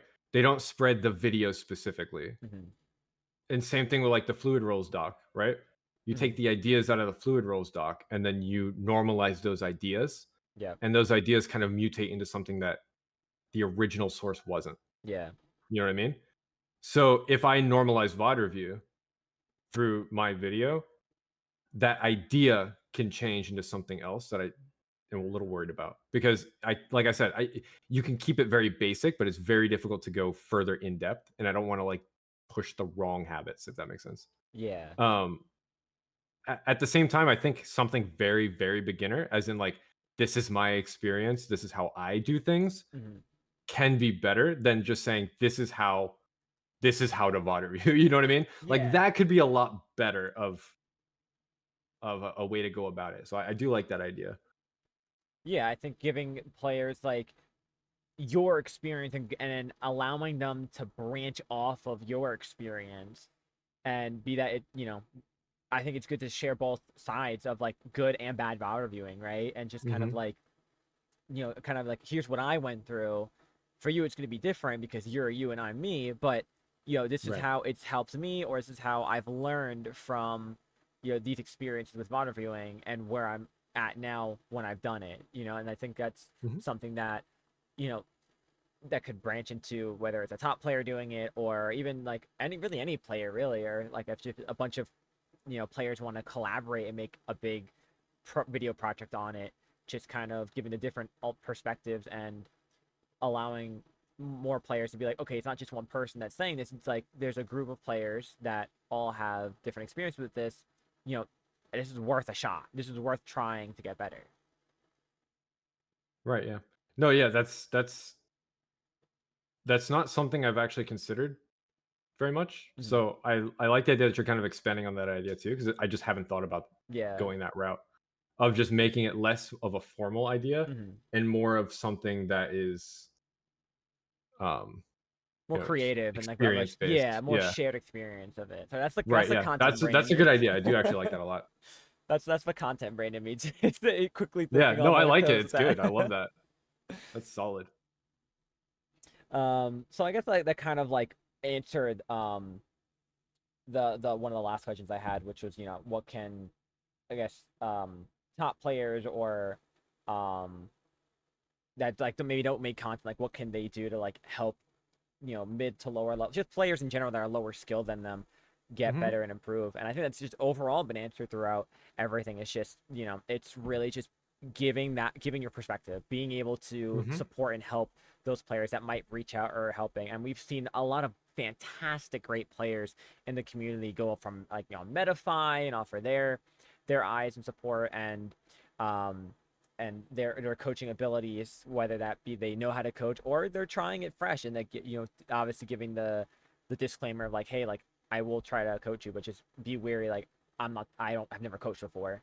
Right. um so I think that's pretty much been answered. I guess the other one of the last questions I will say is, for players that maybe want to start learning how to VOD. Like I'm talking like fresh, right? This is for those players that Hmm. maybe have never really dove deep into VOD reviewing or learning from certain aspects of the game.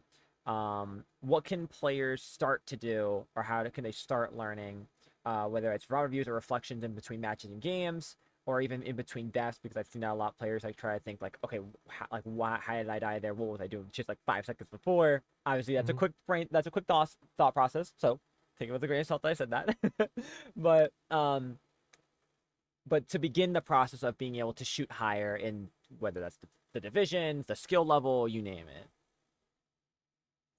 It's contextual. So if you're at like a very, very low level, and I mean like not even S plus Hmm. for comp, right? Yeah. I probably wouldn't really worry about botting. Hmm. There's a certain point, and I think this might be a little controversial. Hmm. The bar is very high when it comes to how much value, or rather the floor is high when it comes to the amount of value that you're going to get out of voting, right? Okay. Yeah. The Yeah. higher, the better you are, the more important it becomes to an extent, right? Yeah. Because there's like a hard cap. Yeah. um because to a certain extent you're cutting into the amount of time that you can play, Hmm. right? Yeah. And the better you are, the more you have to play to keep your like mechs sharp. Yeah.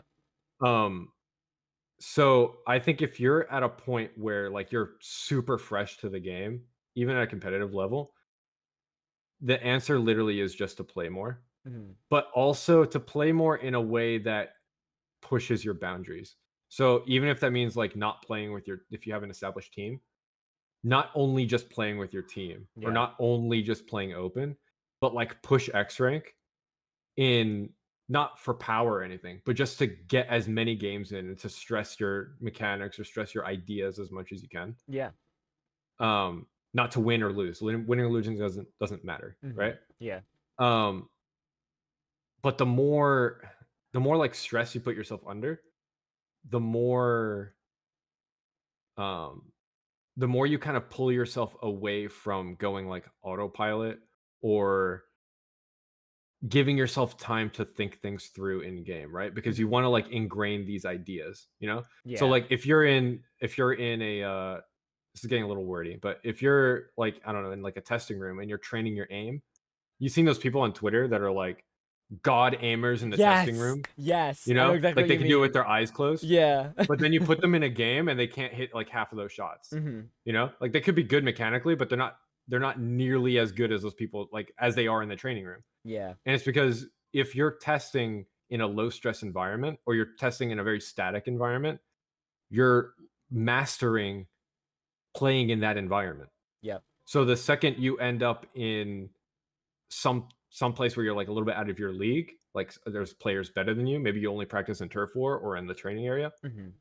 If you go into X rank, you're just gonna get washed, right? Yeah. But if you go into tournament into not tournament into like turf war or something, you're just bodying other players, Yeah. and it's largely because the environment that you're practicing is totally different, and one is way higher stress than the other, right? So Yeah. you're actually being pushed towards your intuition and your understanding and your confidence more than you are in lower stress environments, right? Yeah.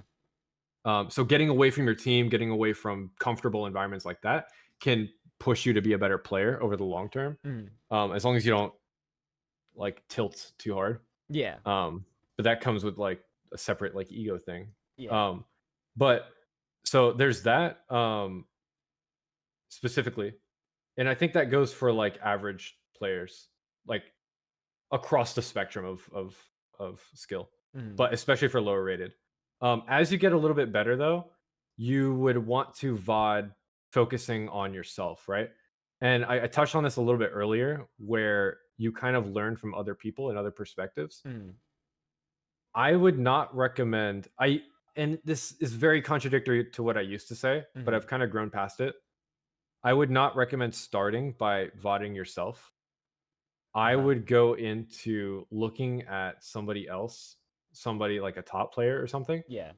and trying to mimic what they're doing. Mhm. Like putting your own play style aside for 1 or 2 sessions, 1 or 2 days, and trying to take notes of how they're positioning, the fights that they're taking, like who they're fighting specifically, Mhm. like short range, long range, whatever. Yeah. Um, take notice of like where they're throwing their bombs, things like that, right? If they're playing objective, how they're positioning around the objective, little things like that. And then go into your game with a goal in mind outright. And trying to copy that one to one, the next session, you can spend, let's say you pick out 3 games about 30 minutes into your session or an hour into your session, um, and spend like 10, 15 minutes looking at those Yep. and pointing out, okay, where did I differ from the ideas from my notes that I wrote down? Mhm. And then those little things is like, okay, so what pushed me to make to differ in this sense? Was it like Yeah. a habit that I had? Is that habit bad or good? Right? Did it work out in the context of this game? Doesn't Yeah. necessarily mean it's the right idea, but it worked out. So something went right in this sense. You know what I mean? Yeah, And a absolutely. lot of it comes down to breaking down those ideas and saying, okay, so now with this information, with these mistakes that I made, with these things that ended up working that I copied from this top player, how can I apply this to like just generally, right? How Yeah. can I make it a habit? And you turn those ideas that you've taken into like an actionable goal. Mhm. So you can, for example, if you want to hammer in positioning, right? You can make it a point in which you can tally like, okay, when the game phase shifted from like let's say we stopped the push or Mhm. something and we can like retake mid, did I consistently position around where I said I want to position? and you'll tally all the times that you didn't, and then look at the context of like, okay, I didn't position here, why? Yeah. You know what I mean? Um, with the idea of like having very consistent games that you can look back on, because if you're able to take account of as many control variables as you can see the differences. You can see the context of which maybe going that position is a bad idea, you know, Yeah. or maybe it was the best answer. But why is it the best answer? And you saw it was the best answer for this top player that you voted, but it also worked in this other situation that you encountered, you know. Yeah. Um, and it, like I said, it shouldn't take more than a little bit. I really don't want people to misconstrue this. This is what I'm really worried about. Yeah, no, I It get it. does not take longer than like 15 minutes. You can just watch the games back in real time while looking at your notes. Please. Yeah. Play more than you study. Um, but that said, that is probably the best way to go about it starting out, and it's probably the way you can go about it as like a cycle. Like you just do it and make it a habit. Um, with the exception of like VODing tournaments, there's a little bit of like other VODs as you get significantly better, Yeah. where it starts to become a thing where your individual mistakes aren't as impactful. They still are, but they aren't as impactful as how you play as a team, but also how you guys counterplay. Do you think getting a sorry, I'll read that after. Um, so that would come down to, and this is where VODing gets a little bit more in depth and Mhm. analytical in Yeah. this sense, where you have to start voting the enemy team and counterplaying off of what you know you're going to start fighting. Mhm. But again, I wouldn't worry about that until like a very top level. And at that point, I'd probably like, again, you don't want to cut into your playtime. I'd probably get somebody else to do it for you. And Yeah, then you yeah. kind of put in your own perspective based on how you're playing out the game as well, you know? Yeah, absolutely. I mean, you made a lot of really good and valid points. And I think like something that like while I was thinking about what I was thinking while you were speaking about it is about thinking about the things that work, right? And I know that a biggest thing is like people always say like don't play too much solo queue, right? Because you're gonna build up bad habits. And a good example I'd love to give for that is like you mentioned with when it comes to certain positionings, right? Some Hmm. players might position or see a top player position a certain way in a tournament, and then they'll try it in like open or something, or like they'll try it or they'll try something in open and it works and it won't work in a tournament.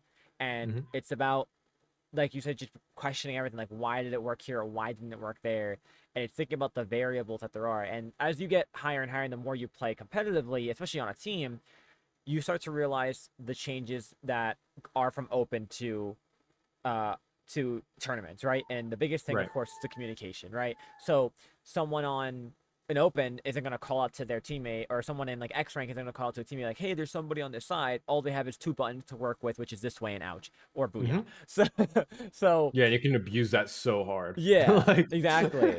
And then yet you could have in a tournament where they can actually communicate with each other and say like, "Hey, there's somebody on me on right side." Next thing you know, you have two players running you down, and that's why it's always worth even looking at the other team's perspective. Sometimes it's like, okay, how did they know I was here, or what did they see that ended up causing someone else to come over, and just really thinking outside the box of all variables besides, oh, they're shooting at me because they saw me at an angle. But it's like, okay, well, why did it turn to a 2v1? How did this other player come over? And that's when you, again, like I mentioned, think outside the box.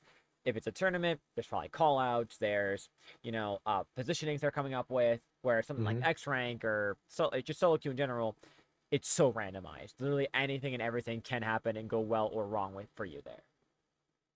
Right, yeah, no, yeah, definitely. Like, you have to kind of when you look for your VODs, you have to look for VODs within the context of what you want. Yeah. To a large extent, you can get away. I feel like you can get away with um with just grinding out solo queue, Hmm. even if it does reinforce bad habits. Hmm. Because in this game, mechanics are just so important, and they Yeah. will trump smart play if you're that much better mechanically than the enemy team. Hmm. You know what I mean? Yeah. Absolutely. So if you and this is again why it's so important to play the game a lot and not overly study. You can be an absolute mastermind at this game, but it doesn't matter when Timmy, that's cracked out on Red Bull, can just run it down and just beam 3 of you anyway, you You're know? so right Like, about "Oh, that. you're so perfectly positioned, but unfortunately, you didn't account for this one roller sharking in this one little corner that you guys can't hit because his movement's just insane," you know? And it's like, okay. Like, Yeah, so no, for real. to a large extent, even if you can just get up to, like, a really high X power just by grinding it, and you're just very, very consistent mechanically, Mhm. you can just be stupid at the game, you know?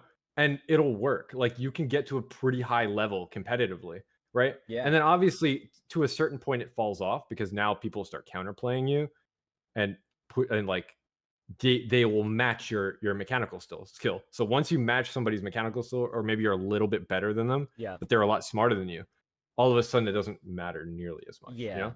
Yeah, there's a barriers to it all. It's, Right. you could be so good mechanically up to a point where you're starting to match other players' mechanics, and that's where the smart thinking comes into play. Exactly. Yeah. That, okay, I'm good mechanically. Now let me start moving into the next step of what are some ways that I can get better thought process wise and planning wise, and et cetera, Mhm. to outplay this other player in more ways than just being good. Yeah.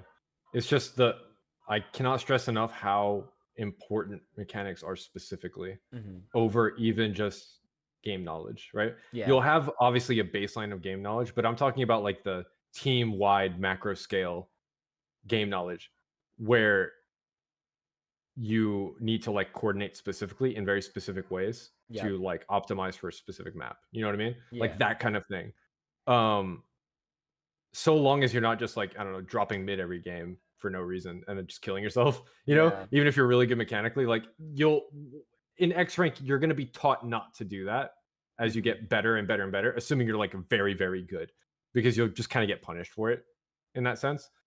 Um, you'll still learn good habits. Does that make sense? Yeah. No, 100%. Yeah, yeah.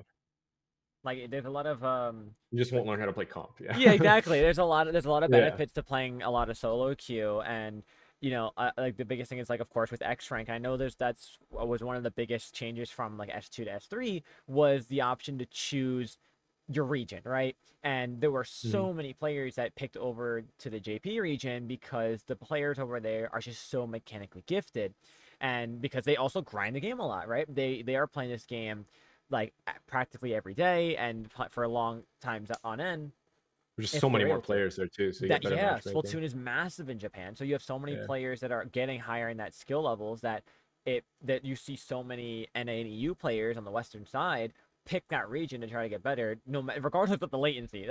Like it's just Mhm. there's an option to get better, they want to pick it, and I don't blame them for that. And I think it's a really good option. I know I've experienced myself just when I picked NA this time around. I've been playing so much more consistently than I ever have before, and my mechanics are getting better, but there are times I'm finding players who are much more mechanically better, and that builds me to start that thinking of like, okay, like what are some things that maybe I did differently that game mechanically that I can improve on to try to get better, so the next time if I run into them or anyone in similar in that skill level, I'll be able to beat.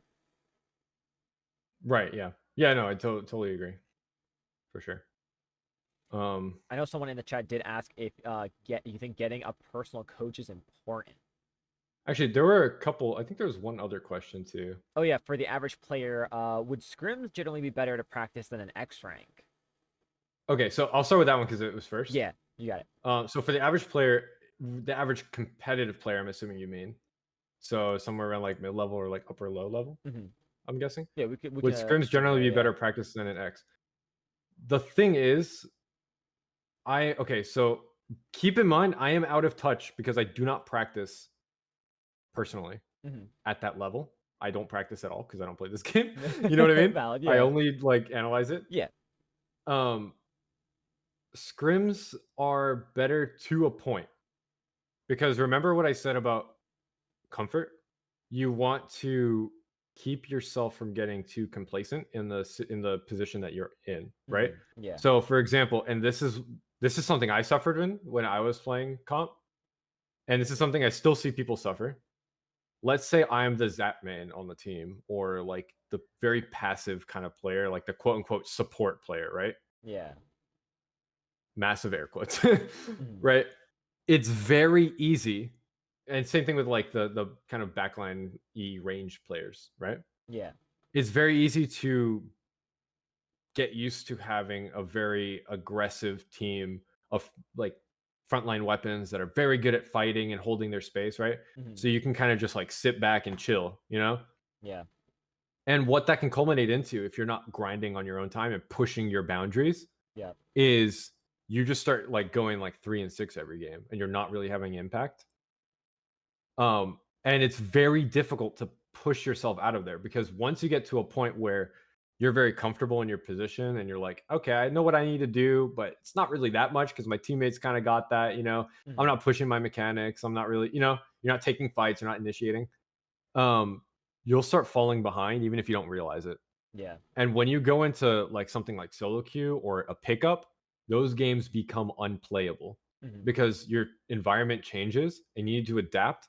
But because you haven't been stressing every avenue, right, Hmm. of your gameplay, you you just can't have an impact, you know? You start just getting diffed because it's like, dude, why is this roller flanking? I'm so used to playing back here. Why are they just walking through our like front line? But your front line isn't the front line that you're used to, you know? Yeah. Yeah. So it's good to scrim, but it's not better to scrim. Does that make sense? You Yeah. don't There's no one thing that's better than another. You have to take Oh, did somebody just drop from a call? Uh, was that the bot that just I think got so. destroyed? Oh no. Hold on, wait. Let me bring it back. Wait. Was that comms or I think so. Let me check. Hold on. I got you. I got you. Okay, we should be good. All right, everything should be Okay. okay. I think. Okay, there we Yeah, go. it's okay. That's So the first time the bot's ever done that. See, I told you, it it's all can't good. go one of these episodes without We need that something one bad bump, I'm telling happening. you, yeah. Yeah. No, so what was I saying? Oh yeah, The so yeah. there's no one avenue that's the best. You have to always keep yourself uncomfortable when you Mm, play the game. yeah. So yeah, I hope that answers the question. Yeah, I think that's a really good way of seeing it because yeah, everyone looks for that one perfect solution, right? What is Mhm. that one thing that will make me better, and get me better at this game? But the best answer is there isn't one single thing. There's so Yeah, many different exactly. routes you can take. Honestly, a good mix of solo queue and scrims might work really well because you're getting a taste of a group effort of competitive, which the game is, right, 4v4. You're getting that taste of that, and there's different weapon ideals, and that you're learning and you're expanding your knowledge on, what might so competitively players might like a lot more to working together and paired more. While solo queue gives you that mechanical aspect of there's players you could fight that could be the best of the best or the worst of the worst, and Mhm. anywhere in between. So you have so many different varieties and variables that just affect both sides. Right. There is one thing that I want to mention, and this is something that Pika mentioned in his video as well. Hmm. The one thing that scrims, well, there are many things that scrims have over X rank, as there is the other way around. Yeah. But one big thing that X rank has, or sorry, scrims have, as well as something like sendo queue, if you can manage it, because I don't know what's going on there, Hmm. is you can, on paper, challenge people that are better than you at will, basically, Yeah. right? Yep. So if you did want to like push that specific thing, like, oh, I want to challenge our team play, my individual mechanics, right? Especially if you're kind of like a frontline or like fighty kind of weapon. Yeah. Um, you can try to like match up that kind of environment where you're still being pressured heavily, right? Hmm. More than you would normally. Um, but you're not like in a completely foreign environment. But that's like a subsection of scrims. You know what I mean? That's not like all your scrims, but it's like a minor thing. Yeah. No, absolutely. And I think, and it's good to, it's always good to keep that open mind and you know use all of your resources that are available to you all the time. And I think that's something that Sendo Q, like you mentioned, like it allows you to at will choose a team that's better than you, and of course it's up to that team if they're willing to actually go against you. But even in general, Yeah. those scrims too, though in general too, right? It's always possible to you can always reach out to a team that's higher level, maybe a div or two or three, and you Mhm. say like, hey, like we're trying to get better. We're looking for a team that's going to give us a run for our money, and make us like learn from that. Obviously, with a grain of salt. Don't be going, messaging like Moonlight if you're in sitting in, not lowing ban yet, because they will Yeah. more they will run through you more than you think. But still, it doesn't hurt to reach out and um try to get that opportunity. Right. Yeah. So the other Oh question that man, was asked there's about the something. personal coach is it important, do you feel?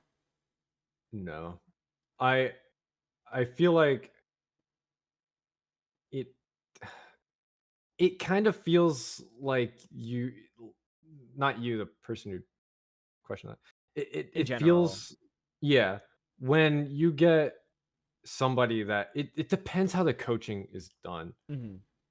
There's coaching that is like teaching you how to learn, and that kind of coaching is great, I think, when it Yeah. comes to especially personally. There's another kind of coaching that's like, here's how I think this should have gone. So this is how you're going to start thinking. Hmm. You know what I mean? Yeah. And that coaching I don't think helps much. And that's a general trend. Like I it's very hard for that second kind of coaching to uh to like go very far past like an immediate change maybe, if Hmm. even. Unless they can like very well explain their ideas, Yeah. and also the recipient can very well apply those core fundamentals to like other aspects of their gameplay. Hmm. Um it's very like hit or miss. But when it comes to personal coaching, right? I don't like the idea of that being taken to an extreme because it's very easy to do, where the coach is just telling you to do things, and you're just like, let's say you're trying to learn the game, you're just like, oh, okay, I guess I'll do that. You know what I mean? Hmm. And just not really put more thought into it. Which is what I see a lot of coaching is in this community, and it's a thing in like most communities because it's just kind of easy, you know. Yeah. Um, but if we're talking like the first kind of thing where it's like explaining concepts, getting the person to come to their own answers, that kind of Yeah. thing, Yeah. I don't think it's important. You don't need it, but it's always good to have other perspectives. And it doesn't have to be a coach either. You don't need a personal coach. It could just be like the way I started out playing comp was I had a group of like casual friends and we'd meet in a streamer's PBs, Uh-huh. super casual, not even Yeah. competitive. And we would just play each other in like PBs with streamers or whatever. And we did that for like months and months and months, and we all got better for it, you know, because Yeah. we're all like bouncing off of each other, and we have this like kind of, you know, open environment where we can just like talk to each other about different things. Yeah. And that's basically like personal coaching, you know what I mean? Yeah. Like to an extent. But the core idea there is like you have somebody to bounce ideas off of. You don't need a personal coach to do that. You know what I mean? Yeah, absolutely. And I think only getting, only getting one other person's perspective is dangerous in a sense, right? It Because is, absolutely. you're getting that one person's way of thinking, their thought process, their ideals, and when you decide to open that up more, right? And you expand that knowledge of maybe somebody else, whether that's a friend, whether it's your teammate, whether that's, a different coach. You're Mhm. looking now at multiple different parties that have a different way that they see the game and the way they view it.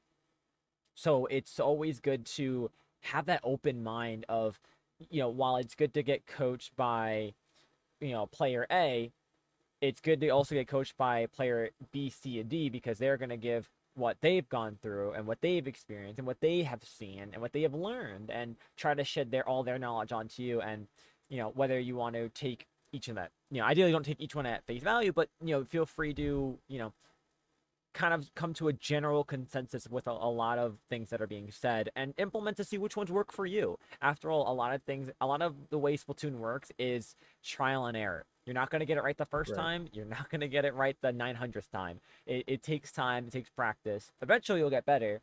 It's just about having that. Sorry, fireworks are blaring right now. It's all about finding those, about accepting and finding those different views to help you as a player get better. Right. And I think a big thing too is like you mentioned like getting different coaches. They don't have to be coaches. It can literally just be like just having a discussion with somebody or asking a question to somebody that rolled you in a PB. You know what I mean? And Yeah. not like, "Hey, did you notice anything?" No, like try to find something specific to ask them, right? Something that they can give you because I promise you nobody's watching how you play Hmm. unless you're just like perma feeding for some reason and it's like they're laughing. You know what I mean? Like if Yeah. you're just dropping. But yeah, I would always like the big thing is like when you approach people, come with a question. Don't come with a general like help me. Yeah. You know what I mean? Yep. Yeah. Yeah. Feel free to like be very, be very specific. Yeah, like you mentioned, The like more specific the better. yeah, exactly. Like if is there a situation that you thought something might work, but your team didn't want to do it for whatever reason, or is there like something that you tried and it didn't work out, and you just want to know why it didn't work or why it went wrong? Feel free to ask that specifically and see what someone has to say, or see what multiple people have to say. It can't hurt to Mhm. get more opinions and more thought processes about why these things aren't going well, or why it should go, or why it did go right. Things like that. I think that's something that a lot of players don't do enough, honestly, is ask Mhm. why certain things went right. Because we all Absolutely, want to yeah. learn what goes wrong, but there are those situations like it went right. Find out why, right? And that's that way maybe you can implement it next time, or if it's just luck and it's like, all right, well maybe it shouldn't have went right, but it did. Right, yeah. I think as you asked another question, Yes. Yeah. if you feel stuck like you aren't improving, what would be the best way to go about improving, I'm guessing? Like you're reviewing your games and looking at other people's games, but still not improving, what would be the best thing to do? Um, the question is a little bit too general, but because it depends on a lot of different factors. And Yeah. I've said this 100 times, but it's true. Like it just depends on different factors. Yeah, I think honestly, Um, I think for a general, like not even a general answer, but if there's any situation you feel stuck in, I think it's always good to take a step back yeah, I was gonna say the and same thing. Yep. breathe, right? Because like you could, like for me personally, I've played I think X rank for like 2 to 4 hours every day for 2 to 3 weeks straight, Hmm. but I've made sure to take 1 to 2 breaks, and like the timing of throughout the day when I do that helps me out, because you can only get so good while grinding out solo queue sessions or scrim sessions or tournament sessions. And of course, everyone wants to be able to have that story like, oh, I got so good so fast, because we've seen it before in the scene, right? We have plenty of teams that go from I just won low link, hey, I just beat a Div 1 pickup team. You know what I mean? So Hmm. while it's a cool story to have, it's so important to take those breaks when you feel like you might be stuck, and why you feel like you're getting maybe more frustrated than you usually would, or 100 other reasons under the sun. Taking a break is so important. I think it goes even a little bit deeper than that too. There could be if let's say you take like a week break for Hmm. something, what you're doing in that week break, you're getting rusty, but you're also your habits themselves are getting rusty. Yeah. So it's possible that there's some kind of bad habit that you're doing. So basically, you know how you can come back sometimes and you're better than when you left. Yeah. You know, I had that a lot with OS, and it bugs me that I never figured out what it was. But I would leave, come back, and I'm better. Like I'm Yeah. scoring PBs. Yeah. And what that is, from my understanding, is you're reinforcing bad habits in your practice without even noticing. Hmm. And what happens is when you take a break, those habits get rusty. You get worse at performing whatever habit it is, or maybe Hmm. you're not attuned to that exact thing. You're Yeah. doing that worse, and it in turn is making your play better. It doesn't. It's backwards, but apparently, like it happens. You know what I mean? Yeah. What you could do on top of taking maybe even an extended break, like a week break or something, and see Hmm. what changed in your play style. Um, you could also, that aside, take a step back in what it is that you're trying to change. Hmm. Because if you're plateauing really, really hard and you're like, dude, all this stuff I'm doing is not working, right? Yeah. Try something new. Put yourself in a different environment, right? Look at a different concept to optimize, right? Play another game, right? Yeah. Get different ideas in that sense, and then come back to what you were doing before and see if you have a different perspective on it. There's no one perfect answer, right? Yeah. but your experience as a whole can shape your perspective, and other people's experiences can use well, their shaped perspectives can change your own perspective, and that itself can like change how you end up playing the game or anything like that. Um, but also, I just saw you post right now. That's what I was wondering. Plateauing, it is normal to plateau, right? Mhm. There's a lot of moments where you plateau because maybe you're missing something, or it could be as simple as you're just playing too much, or maybe your habits outside of the game are poor. There's so many different factors, right? Yeah. Just changing something up, the way you see the game, what you're playing, the amount of time you're committing, right? Can get you like off that plateau. And then another big thing is consistency. If you don't feel yourself getting better, especially mechanically, it's a big thing, or in your headspace, your awareness, something like that. Yeah. There's a lot of different factors outside of the game that you're probably not even like factoring in. Yeah. And like off the top of my head, are you exercising daily? Are you going to sleep at reasonable times? Are you, like you said, taking breaks while playing, right? If you could play a 4 hour session, don't play 4 hours straight. Take breaks every once in a while, Yeah. right? Yeah. Are you taking those breaks consistently, right? Are you playing for 3 hours and then taking a 5 minute break and then playing for the rest of the time? Or are you taking like every 4 games or every 3 games, you take a 5 minute break, Yeah. Um, are you eating at the right time? Are you waking up at the same time? Mhm. Are you eating even the same foods? If you're eating the same types of foods at the same time, did you get all your work out the way, or do you have homework waiting or work waiting or Yeah. something like that? All these little things can build up and add up to make it. And obviously, there's way more different factors, right? Yeah. 100%. Um, they all add up and build up and kind of kill your ceiling, your potential ceiling towards like playing well. You know what I mean? Yeah.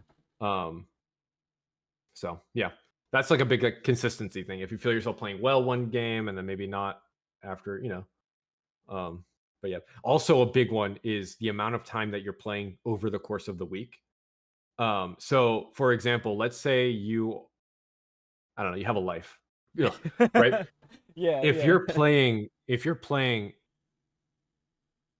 a I don't know, like 10 hours total, Yeah. and you play 1 hour Monday, skip Tuesday, skip Wednesday, play 2 hours Thursday, an hour Friday, and then all the rest of your time is on Saturday, Sunday, right? Yeah. You're not playing consistently, right? Yeah. You're probably better off playing, let's say you can squeeze out like an hour and a half every single day, or maybe take 1 day break, maybe a little bit more over the weekend, right? Yeah. Play a consistent like play session where you're not trying to burn yourself out to get like playtime in over like the course of like 1 day. If you're playing 8 hours in 1 day and like 2 hours or 1 hour or 30 minutes on another day, try to like balance that out a little bit more as best as you can. Um, and you'll get more consistent practice over the long term as well because you're factoring out that kind of mid session burnout as well. Yeah. I mean, that's I love everything you said about that. Like it's it's good to build that schedule, right? And if you're Mhm. able to, I mean, of course, there's so many, like you said, there's too many variables to count. Mhm. And something can just happen suddenly too, and you can't really predict those things. And it's really just take it as you can and as you will. And Yeah, you have to do it as best you can. yeah, and that's so important. And I know a lot of players, and did not no one specific, but there are players out there that you know put so much time into video games overall, rather than certain IRL situations or certain IRL stuff they got going on, whether that's school, work, you name it, that it can affect you severely. I think the biggest thing it affects is obviously your mental, right? There's so many Mhm. things that could go on that, you could be out of nowhere start tilting again, or start tilting for the first time, and you're like, well, I've never done this before. Why is it happening? And you gotta just take that step back and look at the big picture. Like, what is Yep. Like everything what's going going on in your on? life? Yeah. Yeah, what's everything going on right now, and what can I do to, fix the way I'm acting and the way I'm doing in this game that can be, if not changed, fixed, or helped, and go Mhm. from there. One thing, this might come off a little bit weird. One thing that helped me when I was like playing comp still towards like the tail end, Hmm. was actually kind of in the same spirit of like exercise, which I started picking up at that point too. Mm, But meditation is like a really big thing, not like in a spiritual sense, but in a sense where you just kind of cut yourself out of everything and just like think. mhm. You know what I mean? Yeah. And like give your time to like parse through like what you're feeling, maybe why you're feeling it, things like that. You can kind of like come to, I guess it's hard to explain, but kind of like come to like acceptance of like your current status in life. You know what I mean? Yeah. Your current state. And it can help kind of ease that like mental burden that you might not even like recognize that you have. You know what I mean? Yeah. In the same way, like if you have homework due the next day and you haven't done it, but you're out here playing Splatoon for some reason, Yeah. even though you may not be thinking that in the moment, it's it's like a stress in your brain that you might not even Yeah, think. it's like the You know what I mean? fly in the room. Like you know it's there, it's not bothering you directly, but like you just knowing its presence and that it's at some point it's gonna Yeah. fly past your face is it's just in the back of your mind, and then over time it's slowly and slowly gonna start eating you up. Yeah, exactly. Yeah, something I like that my a good friend of mine, the name is Pac, they've that I've learned from them is like don't be afraid to just take time to just be by yourself and just Oh, talk for with sure. yourself. Like no Yeah. phone, no TV. Like if you have to just sit in your room or if you're able to drive, find a nice area, just kind of relax. I know sometimes people love going on nature walks. Take a little bit of time, just go on a little bit of a walk and just kind of have that self conversation with yourself and just really just let yourself breathe because when we're Mhm. surrounded by obviously a screen of Splatoon and flashing colors, bright colors for so long, so many hours, so many days, so many weeks, months, years that sometimes you just need to have that little bit of a break and that reset. Yeah, totally. Yeah. 100% agree. Solid.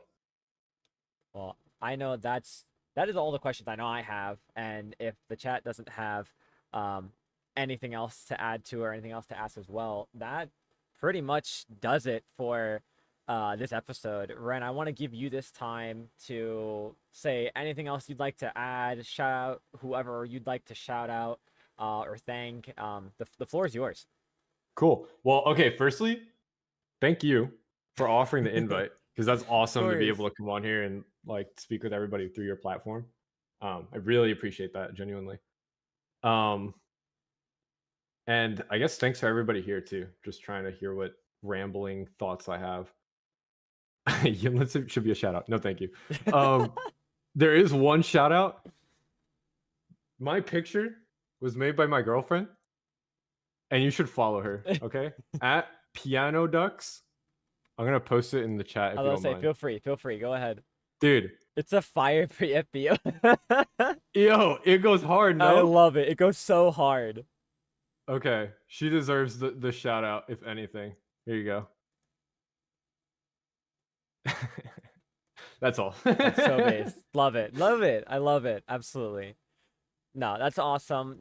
For real, thank you so much for joining, for accepting the invite, and being able to just talk about so much today. I mean, your perspectives on certain aspects of the game and just thoughts on the way the community can start building the level of development for all types of players, whether that be players who are at the top or at the very bottom, casuals or not.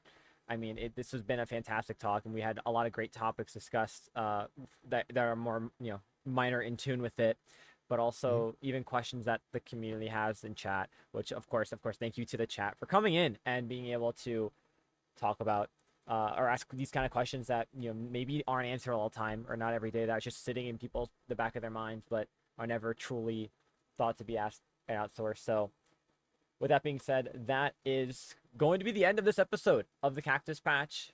Once again, thank you everyone for coming on out. We had some amazing raids today as well for more people to come in and listen to Ren speak about the player skill development. Feel free to give them a follow on social medias. I believe it's on Twitter at Ren97 underscore, right?